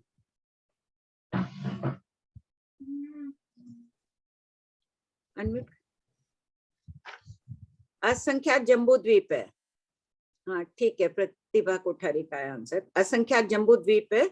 ये 1 लाख योजन का जम्बूद्वीप है। इसकी परिधि है 3,16,227 योजन, 3 कोस 128 धनुष जाजेरी। सोचो इतनी है, खाली ये 3 चुटकी बजी है, उतनी देर में तो वो देवता इतनी शीघ्र गति से, रॉकेट भी की भी इतनी शीघ्र गति शायद नहीं होगी, 21 बार परिक्रमा करके आ जाता है। ऐसी शीघ्र फिक्स कर दो, जैसे प्लेन की गति फिक्स कर दिए कि 1 घंटे में ये इतने किलोमीटर चलेगा, 100 अपन गाड़ी की गति फिक्स कर लिए 100 किलोमीटर, तो ये स्पीड फिक्स करके 6 महीने तक चलता जाए तो उस तमस्काय का पार नहीं पाए। इतनी चौड़ी है वो तमस्काय संख्यात योजन वाली, उसका तो पार पा जाएगा किंतु असंख्यात विस्तार वाली का पार नहीं पाएगा, इतने बड़ी तमस्काय है। हाँ बोलिए। जिस किसी ने प्रश्न का उत्तर देने के लिए हैंड रेज किया है तो वो डाउन कर लीजिएगा प्लीज, और कुछ जिज्ञासा है तो रखिएगा।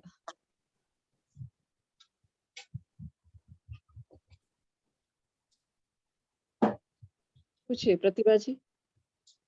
हाँ भाभी जी, ये जो लाइन है ना 1643 में कि बाह्य और आभ्यंतर परिक्षेप का विभाग नहीं बताया गया है, इसका मतलब क्या? भाई ये किस जगह संख्यात योजन की हो रही है, किस जगह असंख्यात के योजन की हो रही है, हमें नहीं पता। भाई इतना योजन ऊपर गई और फिर संख्यात रही, उसके बाद असंख्यात हुई, या संख्यात है असंख्यात है फिर संख्यात हुई, ये अपने को पता नहीं, उपलब्ध नहीं है अभी अपने पास। भगवती सूत्र में कितने शतक थे? 100 से अधिक शतक। अब कितने हैं? 41। कितने उद्देशक थे? मैं बहुत बार बोलती हूँ 10,000 थे और 1924 से उपलब्ध है, तो हर प्रश्नों का उत्तर अभी उपलब्ध नहीं है। और भाभी जी ये जो आप बोल रहे हैं कि ना संख्यात योजन वाले के पार पा जाते हैं, तो हम एक दीवार की मोटाई की बात बोल रहे हैं ना, हम पूरे उसकी गोलाई की बात नहीं बोल रहे हैं। जब पार पा जाते हैं मतलब जैसे कुएं के चारों तरफ की गोलाई आप बोल रहे हैं, तो एक जो मोटाई का भाग है हम उसका बोल रहे हैं कि उसका पार पा जाते हैं यदि संख्यात उसका पार पा जाते हैं। ये इतनी मोटी है तो इसको पार करने में कितना लगेगा? स्पीड है जो बता दिए, 3 चिमटी बजाए उतने समय में, और 6 महीने तक दौड़ता जाएगा उसमें, तब जाके इसको पार कर लेगा। लेकिन ये असंख्यात योजन के इसको पार नहीं कर पाएगा 6 महीने में। अभी जी अभी आपने बोला ना कि कहाँ पे कितना योजन का है वो बताया नहीं गया, लेकिन अभी अपन पढ़ रहे हैं ना कि संख्यात योजन तक, तो वो संख्यात 1000 योजन की है, तो ये तो बता ही दिया ना। तो वो संख्यात 1000 योजन में तो उसका परिक्षेप बाहरी कितना हो रहा है? परिधि कहाँ हो रही है संख्यात 1000 योजन की? ये पूरा अंदर की परिधि की बाहर की परिधि ये क्लियर नहीं है ना? ये सब क्लियर नहीं है। आंटी इसका डायमीटर संख्यात 1000 योजन का बताया है, तो वो बिल्कुल असंख्यात का पास था, इसलिए वो 3 गुना जाजरी होके असंख्यात में चला गया, ऐसा समझना। हाँ।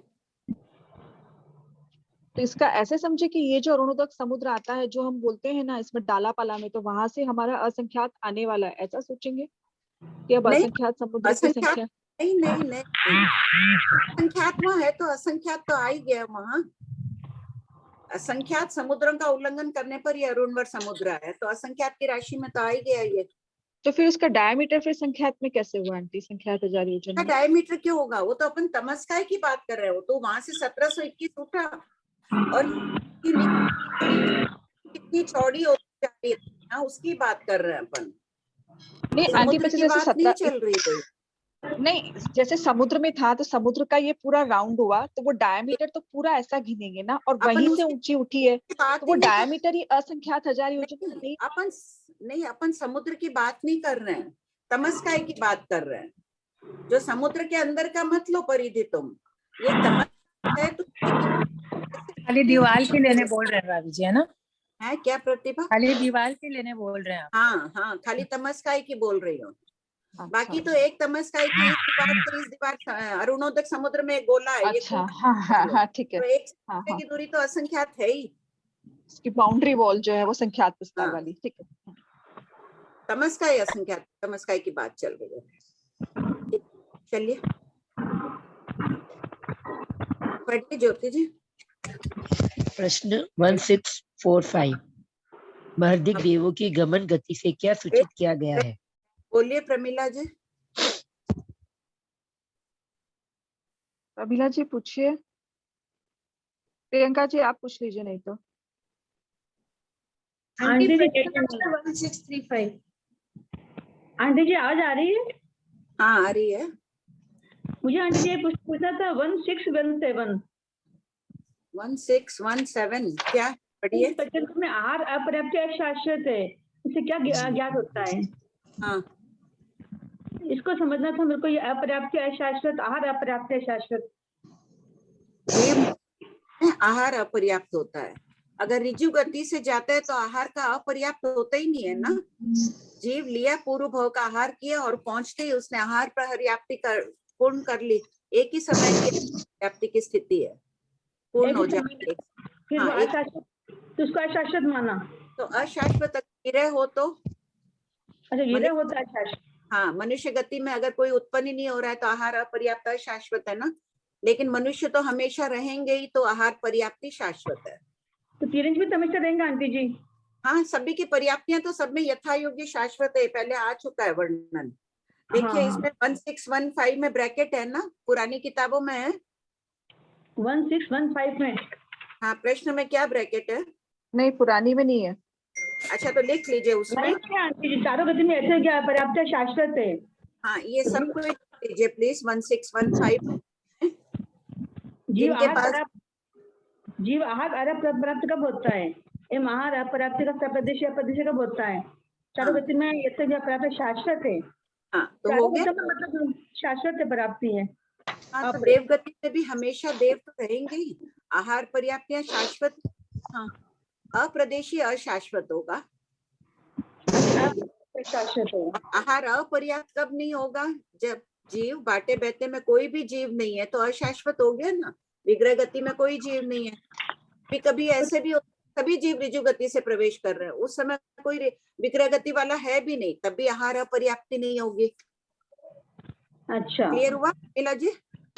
हाँ आंटी जी, थोड़ा कुछ हुआ, अभी इसको बार बार पढ़ने से फिर होता है। जैसे सभी जीव ऋजु गति से प्रवेश कर रहे हैं, मान लीजिए मनुष्य गति में भी, तो कोई आहार अपर्याप्त है? हाँ, कैसे होगा? आया ऋजु गति से आया, तुरंत उत्पन्न हुआ। आने का समय, पहुंचने का समय, आहार लेने का समय, सभी एक आहार पर्याप्ति पूर्ण हो गई पहले समय में ही उसके, इसलिए है ही नहीं, अशाश्वत है। अच्छा, इसलिए हाँ, कभी विरह पड़ गया, कोई मनुष्य उत्पन्न ही नहीं हो रहा है, तो फिर आहार अपर्याप्त होगा ही नहीं। ठीक है, दो कारण से अपर्याप्त अशाश्वत का कारण हो गया। अच्छा आंटी, ठीक है। बोलो प्रियंका। जम्बू द्वीप असंख्यात कैसे है? वो तो 5 मेरू और 5 जम्बू द्वीप है ना। 5 जम्बू मेरू, 1 जम्बू द्वीप में है, 2 मेरू पर्वत धात के खंड में, 2 मेरू पर्वत अर्ध पुष्कर द्वीप में। हाँ, तो 5 मेरू पर्वत, ये तो एक ही मेरू पर्वत है 2.5 द्वीप में। उसके बाद में द्वीप समुद्रों का थोकड़ा 19वें शतक में आएगा, अभी देरी है, लेकिन हर नाम के असंख्यात द्वीप है। शुभ, जितने लोक में शुभ नाम है उतने नाम के द्वीप और समुद्र है। तो जम्बू द्वीप के नाम के भी असंख्यात समुद्र है, असंख्यात द्वीप है। लवण समुद्र असंख्यात है, धात के खंड असंख्यात है, ऐसे। अच्छा। और विस्तार से देव द्वीप समुद्र के थोकड़े में आ जाएगा 19वें शतक में। अच्छा आंटी, प्रश्न नंबर 1635। 1635 क्या दिया हुआ है उत्तर में कि तमस्काय एक प्रदेश श्रेणी रूप नहीं है किंतु समभित्ति रूप श्रेणी है। वो फिर नीचे दे रखा है कि समभित्ति रूप श्रेणी को ही एक प्रदेश श्रेणी रूप कहा गया है। हाँ, ऊपर क्या कहा है भगवान महावीर ने? गौतम वाली लाइन में 1634 में देखो, 4th लाइन, एक प्रदेश की श्रेणी रूप तमस्काय उत्पन्न हुई है। भगवान ने फरमाया ना कि एक प्रदेश की है, यानी एक आकाश प्रदेश। अगर अपन मान ले इस वाक्य को, तो एक आकाश प्रदेश नहीं हो सकती है, क्योंकि तमस्काय पानी के जीव है और एक जीव को कम से कम अंगुल का असंख्यातवां भाग के स्थान चाहिए उत्पन्न होगा रहने के लिए। चाहिए एक प्रदेश में तो जीव रह नहीं सकता है। एक आकाश प्रदेश में परमाणु रह सकते हैं, सूक्ष्म अनंत प्रदेश स्कंद रह सकते हैं, लेकिन जीव नहीं रह सकता है। इसलिए यहाँ आशय ये है कि नीचे से ऊपर तक वो एक समान है, इसलिए उसको एक प्रदेश रूप श्रेणी कहा गया। जैसे नहीं तो ऊपर नहीं बोला है और फिर नीचे उसी को बताया गया है कि कहा गया है, मतलब ऐसा क्यों? एक प्रदेश की श्रेणी रूप उत्पन्न हुई है, इस शब्द को नीचे के क्वेश्चन में एक्सप्लेन किया गया है। हाँ, इधर नहीं है दादा, उसको क्या वहां नीचे फोन के नीचे इसमें कहा है ना आंटी, तमस्काय एक प्रदेश श्रेणी रूप नहीं है। हाँ, एक प्रदेश नहीं है। समभित्ति को जो दीवार है ना कुएं की, उसी को कह दिया गया है कि एक प्रदेश की है। और फिर समभित्ति को ही बोला है कि समभित्ति श्रेणी रूप को ही एक प्रदेश श्रेणी रूप कहा गया है। हाँ, बस एक ही जैसी ये दीवार है वो पूरी एक जैसी, उसको समभित्ति को एक प्रतीक श्रेणी रूप कह दिया। फिर ऊपर नहीं क्यों बोला? इसको एकांत में ध्यान से पढ़ना, इसका आशय समझा दिया गया। जो भगवान महावीर ने फरमाया है ना, तो भगवान महावीर की वाणी विपरीत नहीं होती है। उन्होंने अन्यत्र फरमा दिया कि जीव जितने भी हैं वो अंगुल के असंख्यात में भाग के अवगाना में रहेंगे। ऊपर कह दिया है कि तमस्काय घने बादल रूप है, पानी रूप है, तो पानी एक आकाश प्रदेश पर तो रहेगा नहीं। तो भगवान की वाणी का ये आशय है नीचे का 1335 में आंसर में। ठीक है, डाउट हो तो फिर पूछती वापस। हाँ जरूर। उपमा दे दी उन्होंने आंटी, ऐसे समझो तो। भाभी जी, हाँ मैं यही पूछना था मेरे को भी कि ये जो समभित्ति बताई है, हाँ। ये संख्यात योजन के अपने बताया ना, संख्यात 1000 योजन है विस्कंभ, जो 1721 तक जैसे है, तो वो समभित्ति की समभित्ति कितनी बताई है? खाली 1721 योजन ऊंची बताई है ना इसको। हाँ, वो 1721 योजन तक है, वो भी क्या संख्या 1000 योजन होगा? पता नहीं, समभित्ति जो हुआ खुला नहीं है ना। तो उसके बाद से फिर संख्या 1000 योजन चौड़ाई उसकी शुरू होगी, फिर बढ़ती गई ना वो ऐसे। 1721 उठी है, वो 1721 वो कुएं की दीवार जैसी जो है वो कितनी चौड़ी है पता नहीं है। बाहर निकलते निकलते फिर ऊंची गई, इतना ही वर्णन है अपने पास। अच्छा, उसकी चौड़ाई नहीं मालूम अपने को कि समभित्ति कितनी चौड़ी है। नहीं, तो ऊपर फिर संख्या 1000 योजन चौड़ी होती जाएगी और उसके बाद आगे जाते जाते असंख्य 1000 योजन चौड़ी होती जाएगी। हाँ, पढ़िए ज्योति जी। आंटी है ना, एक किसी ने पूछा परिक्षेप और परिधि को एक ही चीज बोलते हैं ना? हाँ। और अभी किसने पूछा? शास्त्र में परिक्षेप शब्द है, परिधि आजकल कॉमन शब्द ब्रैकेट में डाल दिया। और किसी ने कहा है समभित्ति को क्या मतलब? समभित्ति समान रूप से भींत है, कुएं की दीवार एक समान रूप से भिंती होती है। भिंती यानी दीवार। पढ़ो आंटी जी। हाँ। प्रश्न 1645, महर्दिक देवों की गमन गति से क्या सूचित किया गया है? उत्तर, देवों की गमन गति से उनके गमन की अति शीघ्रता सूचित की गई है एवं महर्दिक विशेषण से अनेक गमन सामर्थ्य का उत्कृष्ट प्रतिपादित किया गया है। देवता महरिदिक है, बहुत महान रिद्धि वाला देवता है, तो उसकी स्पीड भी अधिक होगी। तो उत्कर्ष यानी उसकी उत्कृष्टता बताई गई है, प्रतिपादित किया गया नहीं, बताई गई है कि वो इतनी स्पीड से चल। प्रश्न 1646, इणामेव इणामेव, यह अब मैं चला, यह अब मैं चला, ये दो पद क्या सूचित करते हैं? उत्तर, ये दो पद देव के मन में आई हुई गमन की शीघ्रता, हड़बड़ाहट को सूचित करने के लिए कहे गए हैं। इसमें क्या देवता लोग रहते हैं ना आपस में, इनमें भी क्रीड़ा मनोरंजन जैसे अपने भी होते हैं, बाहर जिनके क्रिकेट टीम जाती है, फुटबॉल टीम आदि जाती आती है, तो आपस में देवों के भी गेम्स और चलते रहते हैं। इनको क्रीड़ा शब्द दिया जाता है मनोरंजन के लिए। तो इनके मन में भी होता है कि कौतूहल दिखाने में, जैसे ओलंपिक्स में रनिंग रेस और होते हैं कि जम्बूद्वीप की परिक्रमा लगा के आओ। मान लो वो जम्बूद्वीप को नहीं भी घूमे, बाहर असंख्यात द्वीप समुद्रों के बाहर जा रहे हैं, वहां पे बड़े बड़े द्वीप है, मैदान है, तो वहां वो चक्कर लगाते हैं कि हार नहीं जाऊं, मैं चला, ऐसे उनकी ये बोलने की शैली है। प्रश्न 1647, देवों की गमन गति को बताने का क्या तात्पर्य है?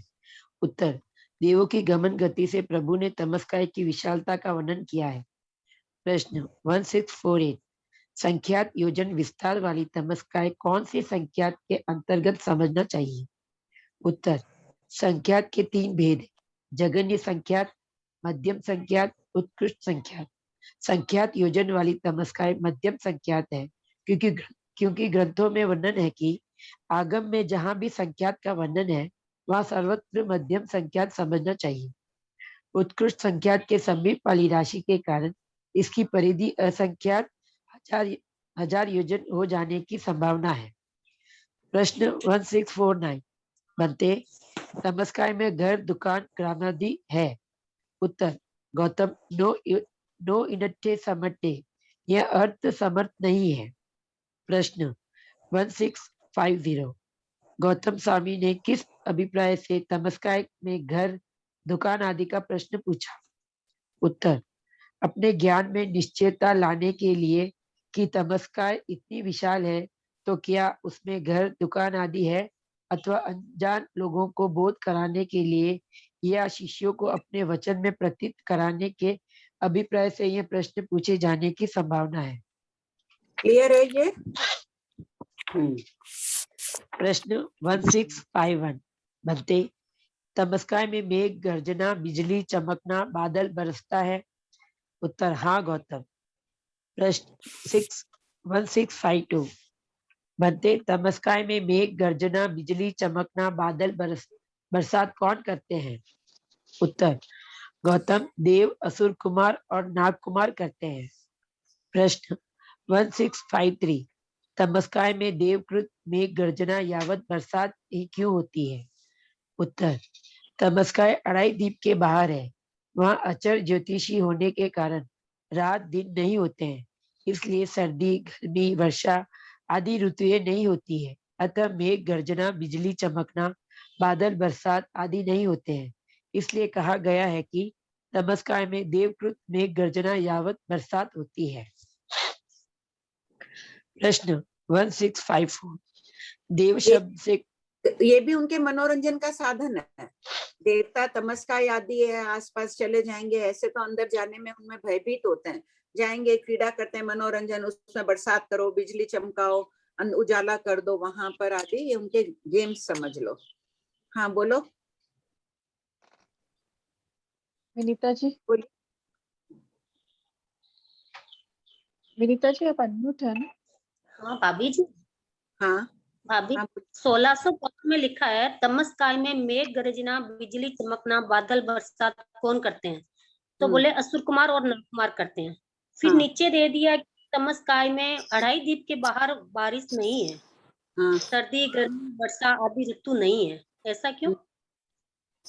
तो वहां देवता करते हैं, देव यानी वैमानिक देव, असुर कुमार नाग कुमार, मनोरंजन आदि के लिए। अभी मैंने जैसे कहा ना, यहाँ भी मनुष्य लोक में भी लोग क्रिकेट ये वो गेम्स खेलते हैं, आपस में जाते हैं, ओलंपिक्स और होते हैं, उसी प्रकार वहां देवता भी क्रीड़ा के निमित्त वहां चले जाएंगे, वहां उनका स्पोर्ट्स हो गया। जैसे आइस ओलंपिक्स होते हैं ना, विंटर ओलंपिक्स सर्दियों में स्नो पर करते हैं, तो अंधेरे के पास जाएंगे, वहां बिजली चमकाएंगे उसके अंदर, और ये सब क्रीड़ाएं करते हैं उत्तर वेक्रिय करके।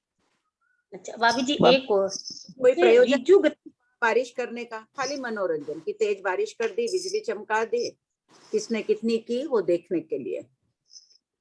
अच्छा भाभी जी एक और रिजु गति का है, वो सीधा एकदम स्टंट लेने का है, टर्न नहीं करने का है। रिजु गति का मतलब ये हो गया। हाँ हाँ एकदम सीधा। हाँ ठीक है भाभी जी। हाँ। ये जो 1650 जो क्वेश्चन है ना, ये अभी जो कर रहे हैं अपने, तो इसमें क्वेश्चन है कि तमस्काय में घर दुकान आदि का प्रश्न पूछा, तो ये तो जनरल नॉलेज वाली बात हो गई कि वहां कैसे होगा, वहां घर दुकान आदि वो तो मनुष्य लोक में होते हैं, तो ये क्यों पूछा? गौतम स्वामी ने किन किन कारणों से प्रश्न पूछा? हाँ, दूसरों को बोध देने के लिए। कभी ये छदमस्त है, खुद भी जानते नहीं है वहां पर नहीं, कभी कोई छदमस्ता के कारण आ गया, किसी ने उनको पूछ लिया तो उनकी भगवान की वाणी पर विश्वास नहीं हुआ, भगवान के पास जाकर प्रश्न पूछते हैं, भगवान बोलते हैं, तो उस व्यक्ति को विश्वास हो जाता है। नहीं, ये तो बहुत ही मतलब साधारण, मतलब तो सर्वसाधारण प्रश्न पूछने वाले भी तो जाते हैं भगवान के समीप, वो बोध प्राप्त कर लेते हैं, वो बड़ी बात है ना। बड़े बड़े विद्वान धुरंधर जाते हैं, वो तो ठीक है, वो सम्यक दृष्टि बने हुए ही हैं। जो नहीं जानते हैं वो जाके और प्रश्न का समाधान प्राप्त करते हैं, तो अपने को कितनी संतुष्टि होती है। आज ही कोई प्रश्न का हुआ तो मैंने कहा ना, उपाध्याय प्रवर से पूछा लेंगे, तो जब उत्तर मिलेगा तो कितनी जिज्ञासा शांत हो जाती है। वैसे नहीं, इसमें ये आया है ना उत्तर में पहली लाइन में कि अपने ज्ञान में निश्चितता लाने के लिए, तो मैं पूछ रही हूँ। फिर किसी ने, बहुत विद्वान ने भी पूछ लिया, हो सकता है वहां दुकान हो, कुछ भी हो सकता है। हालांकि एक भी देती तो चलता ही है लाइन, दो देने से भी चल सकता था। ठीक बोल रही। ठीक। आंटी ऐसे सेम प्रश्न उसमें भी है ना, आगे पृथ्वी आदि के थोपड़े में, वहां पर नरक में ऋण में पूछा है ना, गांव वगैरह है कि नहीं है। हाँ पढ़ो।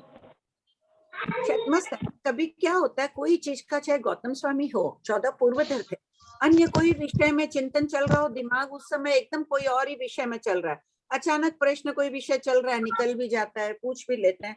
छदमस्ता के कारण सब संभव है। रमीला जी आप पूछ लीजिए ना, रमीला जी आपके यहाँ से डिस्टर्बेंस भी आप पहले पूछ लीजिए। प्रमिला जी। हाँ हाँ आंटी जी, जय जिनेंद्र। हेलो। हाँ बोलिए। पूछिए। ये हमेशा देवता हमेशा टाइम टाइम पे आते हैं, कभी कभी आते हैं आंटी जी? ये मतलब बरसात, गर्मी, सर्दी में, या मतलब हर ऋतु में आते हैं, या मतलब कभी कभी आते हैं, या बस अपने मतलब वहाँ ऋतुएं है ही नहीं ना, यहाँ आना चाहे कभी भी आ जा सकते हैं। तो देवता कब आते हैं? कोई देवता आते रहते हैं वहाँ पे? आंटी उनके घर से ही, मैं उनको म्यूट कर देती हूँ, आप जवाब दे दीजिएगा। मैं उनको म्यूट, प्रमिला जी के घर से ही। के बाहर जो मतलब वर्षा नहीं होती ना आंटी जी? हाँ देवता करते ना मतलब गर्जना वगैरह? हाँ, तो किसी भी समय कर सकते हैं, जब उनकी इच्छा होती तो कर देते हैं। जब उनकी इच्छा मतलब आपस में मनोरंजन आदि के लिए चले जाते हैं। कभी कोई देवता अकेला भी बैठा है, चला गया यूं ही घूमता फिरता और वहाँ कर दिया। बाकी तो ना तो रात दिन तो रहते ही नहीं है। हाँ, किसी नहीं है तो आप मैं पूछूं? हाँ जी भाभी जी, अभी आपने बताया ना कि इसका जो पानी है बादल रूप, तो वो परोपकारी नहीं होता है। हाँ। और जब देवता जब उसमें बरसात आदि करते हैं तो उसका पानी वही तमस्काय के अंदर ही रह जाता है, मतलब बादल रूप में जो उन्होंने बरसात किया वो। नहीं तो भी वो क्या उपकार करेगा? वो बारिश थोड़ी बहुत कर भी देंगे, वो पानी अचित भी तो हो सकता है, वो बेक्रिय पुद्गलों से भी कर सकते हैं, सहरण करके तो लेके जाएंगे नहीं सचित बादलों का, यहाँ से निर्माण भी कर सकते हैं, शक्तिशाली महरिद्धिक देव होते हैं, लेकिन क्या उपकार करेगा? निरंतर तो कोई बारिश करता नहीं है, कभी कभी कर दिया और करे भी वो पानी समुद्रों में गिरेगा तो भी वहां पानी रहती नहीं है 2.5 द्वीप के बाद। द्वीप में भी कहीं गिर भी रहा है समझ लो, तो वहां द्वीपों में भी कोई अकाल होता नहीं है, भूमि वहां की उपजाऊ ही रहती है, हरियाली रहती है वहां। आंटी ये ना बारिश होने का काम सिर्फ ये अपने 2.5 द्वीप के अंदर ही होता है, बाहर नहीं होता है? नहीं, बारिश वगैरह मेघ वगैरह नहीं, बाहर कुछ नहीं होती, क्योंकि चंद्र सूर्य की रोशनी कम होती है ना।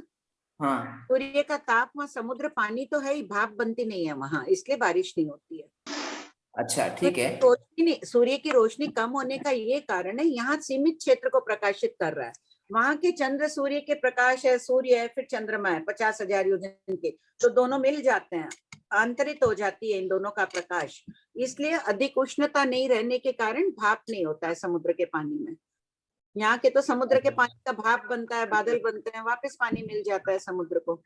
बराबर, ठीक है आंटी। अच्छा ना आंटी, ये ना बारिश की जब बात होती है तब ऐसा बोलते हैं ना, असुर कुमार, नाग कुमार और वैमानिक देव करते हैं करके। हाँ। तो ये असुर कुमार, नाग कुमार के अलावा बाकी के जो 9 निकाय के हैं वो कुछ नहीं करते, बारिश का काम सिर्फ इन 2 का ही है क्या आंटी? इनको जाते होंगे। बाकी देखो नेक्स्ट प्रश्न है ना 1654 में। हाँ, देव शब्द से वैमानिक और ज्योतिषियों को ग्रहण किया गया है, और असुर शब्द से भवनपति वाणियंत्र को ले लिया है। अच्छा ठीक है आंटी। ठाणांक सूत्र की टीका। भाभी जी, देवता जो बरसात करते हैं वो तमस्काय के जो पुद्गल हैं, जो पानी के जीव रूप जो हैं, तो उनको फिर छेड़ाछड़ी नहीं करते हैं वो, या उनको ही परिणत कर देते हैं, या फिर विकुरुना करके दूसरे पुद्गलों की भी स्थापना करते हैं? दोनों ही पॉसिबल है। भी कर सकते हैं, वो करेंगे तो कितना करेंगे, ये तो इतनी मोटी असंख्या है, वो तो थोड़ी बहुत कोई कर दिए क्रीड़ावश, वो दोनों ही संभावना हो सकती है। हाँ, कुछ भी हो सकता है।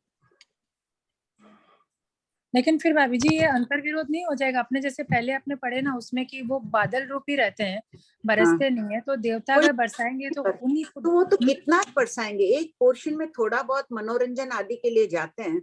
मैं इसको करके बताता हूँ, उसको कुछ कर दिया, जैसे बादल है, बादल के ऊपर कुछ उन्होंने प्रक्रिया कर दी, थोड़ा बहुत पानी गिर गया, अपना दिखाने के लिए, अपने सब मनोरंजन के साधन है उनके। मतलब अगर वो बरसेगा तो प्रयोग से ही बरसेगा, अपने आप नहीं बरसेगा। हाँ। कदाचित कर दे तो अपन निश्चित रूप से नहीं बोल सकते हैं कि कर ही देते हैं, अपन संभावना कर सकते हैं कि देवता में सामर्थ्य है, कर सकते हैं। बादलों का सहरण करते हैं, गर्भ के थोकड़े में आ ही गया ना, कहीं दुष्काल हो, कहीं सुकाल हो, बादल ले जा सकते हैं उन क्षेत्रों में। यहाँ बादल नहीं ले जाएंगे, खुद कुछ भी कर दें। जय जिनेंद्र भाभी जी, प्रणाम। हाँ, जय जिनेंद्र भाभी जी, एक क्वेश्चन था कि जैसे वैमानिक देव तो नीचे नहीं आते, क्यों नहीं नीचे आते? मतलब तिरछे लोक में वैमानिक देव आते मतलब हैं, तीर्थंकरों के पास आते हैं, कल्याणकों में साधुओं के पास भी आते हैं। अभी आना कम है, पंचम आरे में यहाँ बहुत दुर्गंध उनको महसूस होती है ऊपर, तो महाविद्य क्षेत्र चले जाते हैं। 64 इंद्र आते हैं ना, सामान्य देव इंद्र भी तो आते ही हैं। सही सही है, ठीक। तो पहले देवता आ जाते हैं, जैसे अभी भी अगर प्राइम मिनिस्टर आए तो उस पूरी गली की सफाई होगी, इतने लोग आएंगे, उनके कर्मचारी सब देखभाल होगी, तो इंद्र आते हैं तो पहले देव देवी आके उस वातावरण को स्वच्छ कर देते हैं। हाँ, ठीक है, धन्यवाद। जय जिनेन्द्र आंटी। जय जिनेन्द्र आंटी, वो मतलब आपने कहा कि मतलब देवता आके वहां जाकर तमस्काय में जाके बिजली गिराते हैं, सब करते हैं, तो वापस वो बदल में कुछ नहीं करते हैं क्या? वापस क्या? बदले में वापस वो बदला लेते हैं क्या? मतलब उनको कुछ तकलीफ होती है? बदला क्यों लेंगे? कौन लेगा बदला? बादल में थोड़ी सामर्थ्य है देवता से बदला लेने का।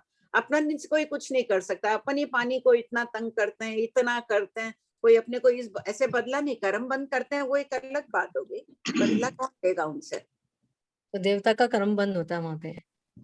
हाँ, कर्म बंद तो सब क्रिया लग रही है उनको भी, क्रीड़ा मनोरंजन आदि से क्रियाएं तो लग ही रही है। कल सबको विशेष रूप से ध्यान रखना, टाइम हो ही रही है, कल पक्षी है, तो मन वचन काया से जहां तक हो सके अपने को आध्यात्मिक वातावरण मन में बनाना है। जितनी देर भी सब कोई अपनी अपनी साधना करते ही है, चाहे कोई 10 मिनट करो, चाहे 2 घंटा करो, जितना भी करो, उसमें कुछ न कुछ मिनट बढ़ाना है। मानसिक रूप से भी बढ़ाना है, वाचिक भी बढ़ाना है कि आध्यात्मिक वातावरण, और कायिक भी बढ़ाना है, काया से भी जीवों को अभयदान देना, और बहुत अहो भाव पूर्वक देना कि आज पर्व तिथि है, भगवान महावीर की आज्ञा अनुसार मैं यथाशक्ति अधिकाधिक जीवों को अभयदान दे रही हूँ। बहुमान पूर्वक और अहो भाव पूर्वक करना। हाँ बोलो प्रियंका।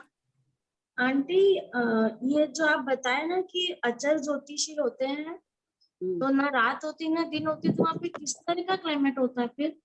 संध्या जैसा काल रहता है। अच्छा, ऑलवेज संध्या जैसा काल रहता है। हाँ। और सर्दी गर्मी भी नहीं होती तो फिर कैसा रहता है? बस जैसे नॉर्मल टेम्परेचर रहता है वैसे। अच्छा, हाँ वही समझ में नहीं आया था कि हमेशा एक ही जैसा रहता है। अच्छा।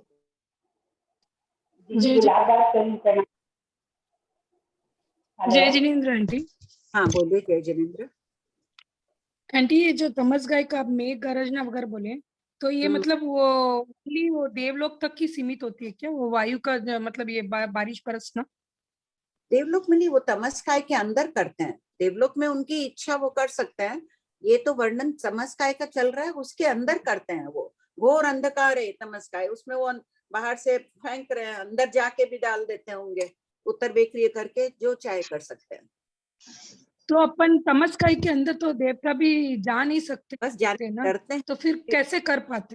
क्रीड़ा के निमित्त चल दूर रह के कर देते हैं, पास भी जाके कर दिए, हिम्मत बता दिए, आपस में बता देते हैं कि हम कर सकते हैं ऐसा। तो ये अपन समझ सकते हैं कि उस टाइम उनका कर्म उदय में आया तमस्काय का, इसलिए वो कर रहे हैं। तमस्काय का कर्म क्या उदय में आएगा? वो तो पानी के जीव है, उन्हें तो पता ही नहीं, उन्हें तो फर्क ही नहीं पड़ेगा वहां उजाला हो रहा है या अंधेरा हो रहा है। एक इंद्रिय जीव है वो तो। लेकिन ठीक है, उन्हें पीड़ा तो उत्पन्न होती है उन बादलों के जीवों को। अगर वहां पानी के जीव गिर रहे हैं बादल पर, जीव पीड़ित होते हैं, दुख तो होता ही है उन जीवों को। गुलाब जी, गुलाब जी बोल रही हूँ। बोलिए गुलाब। हाँ बोलिए। मेरे को पूछने में लोगस की रचना किसने की थी? सुनाई नहीं पड़ा।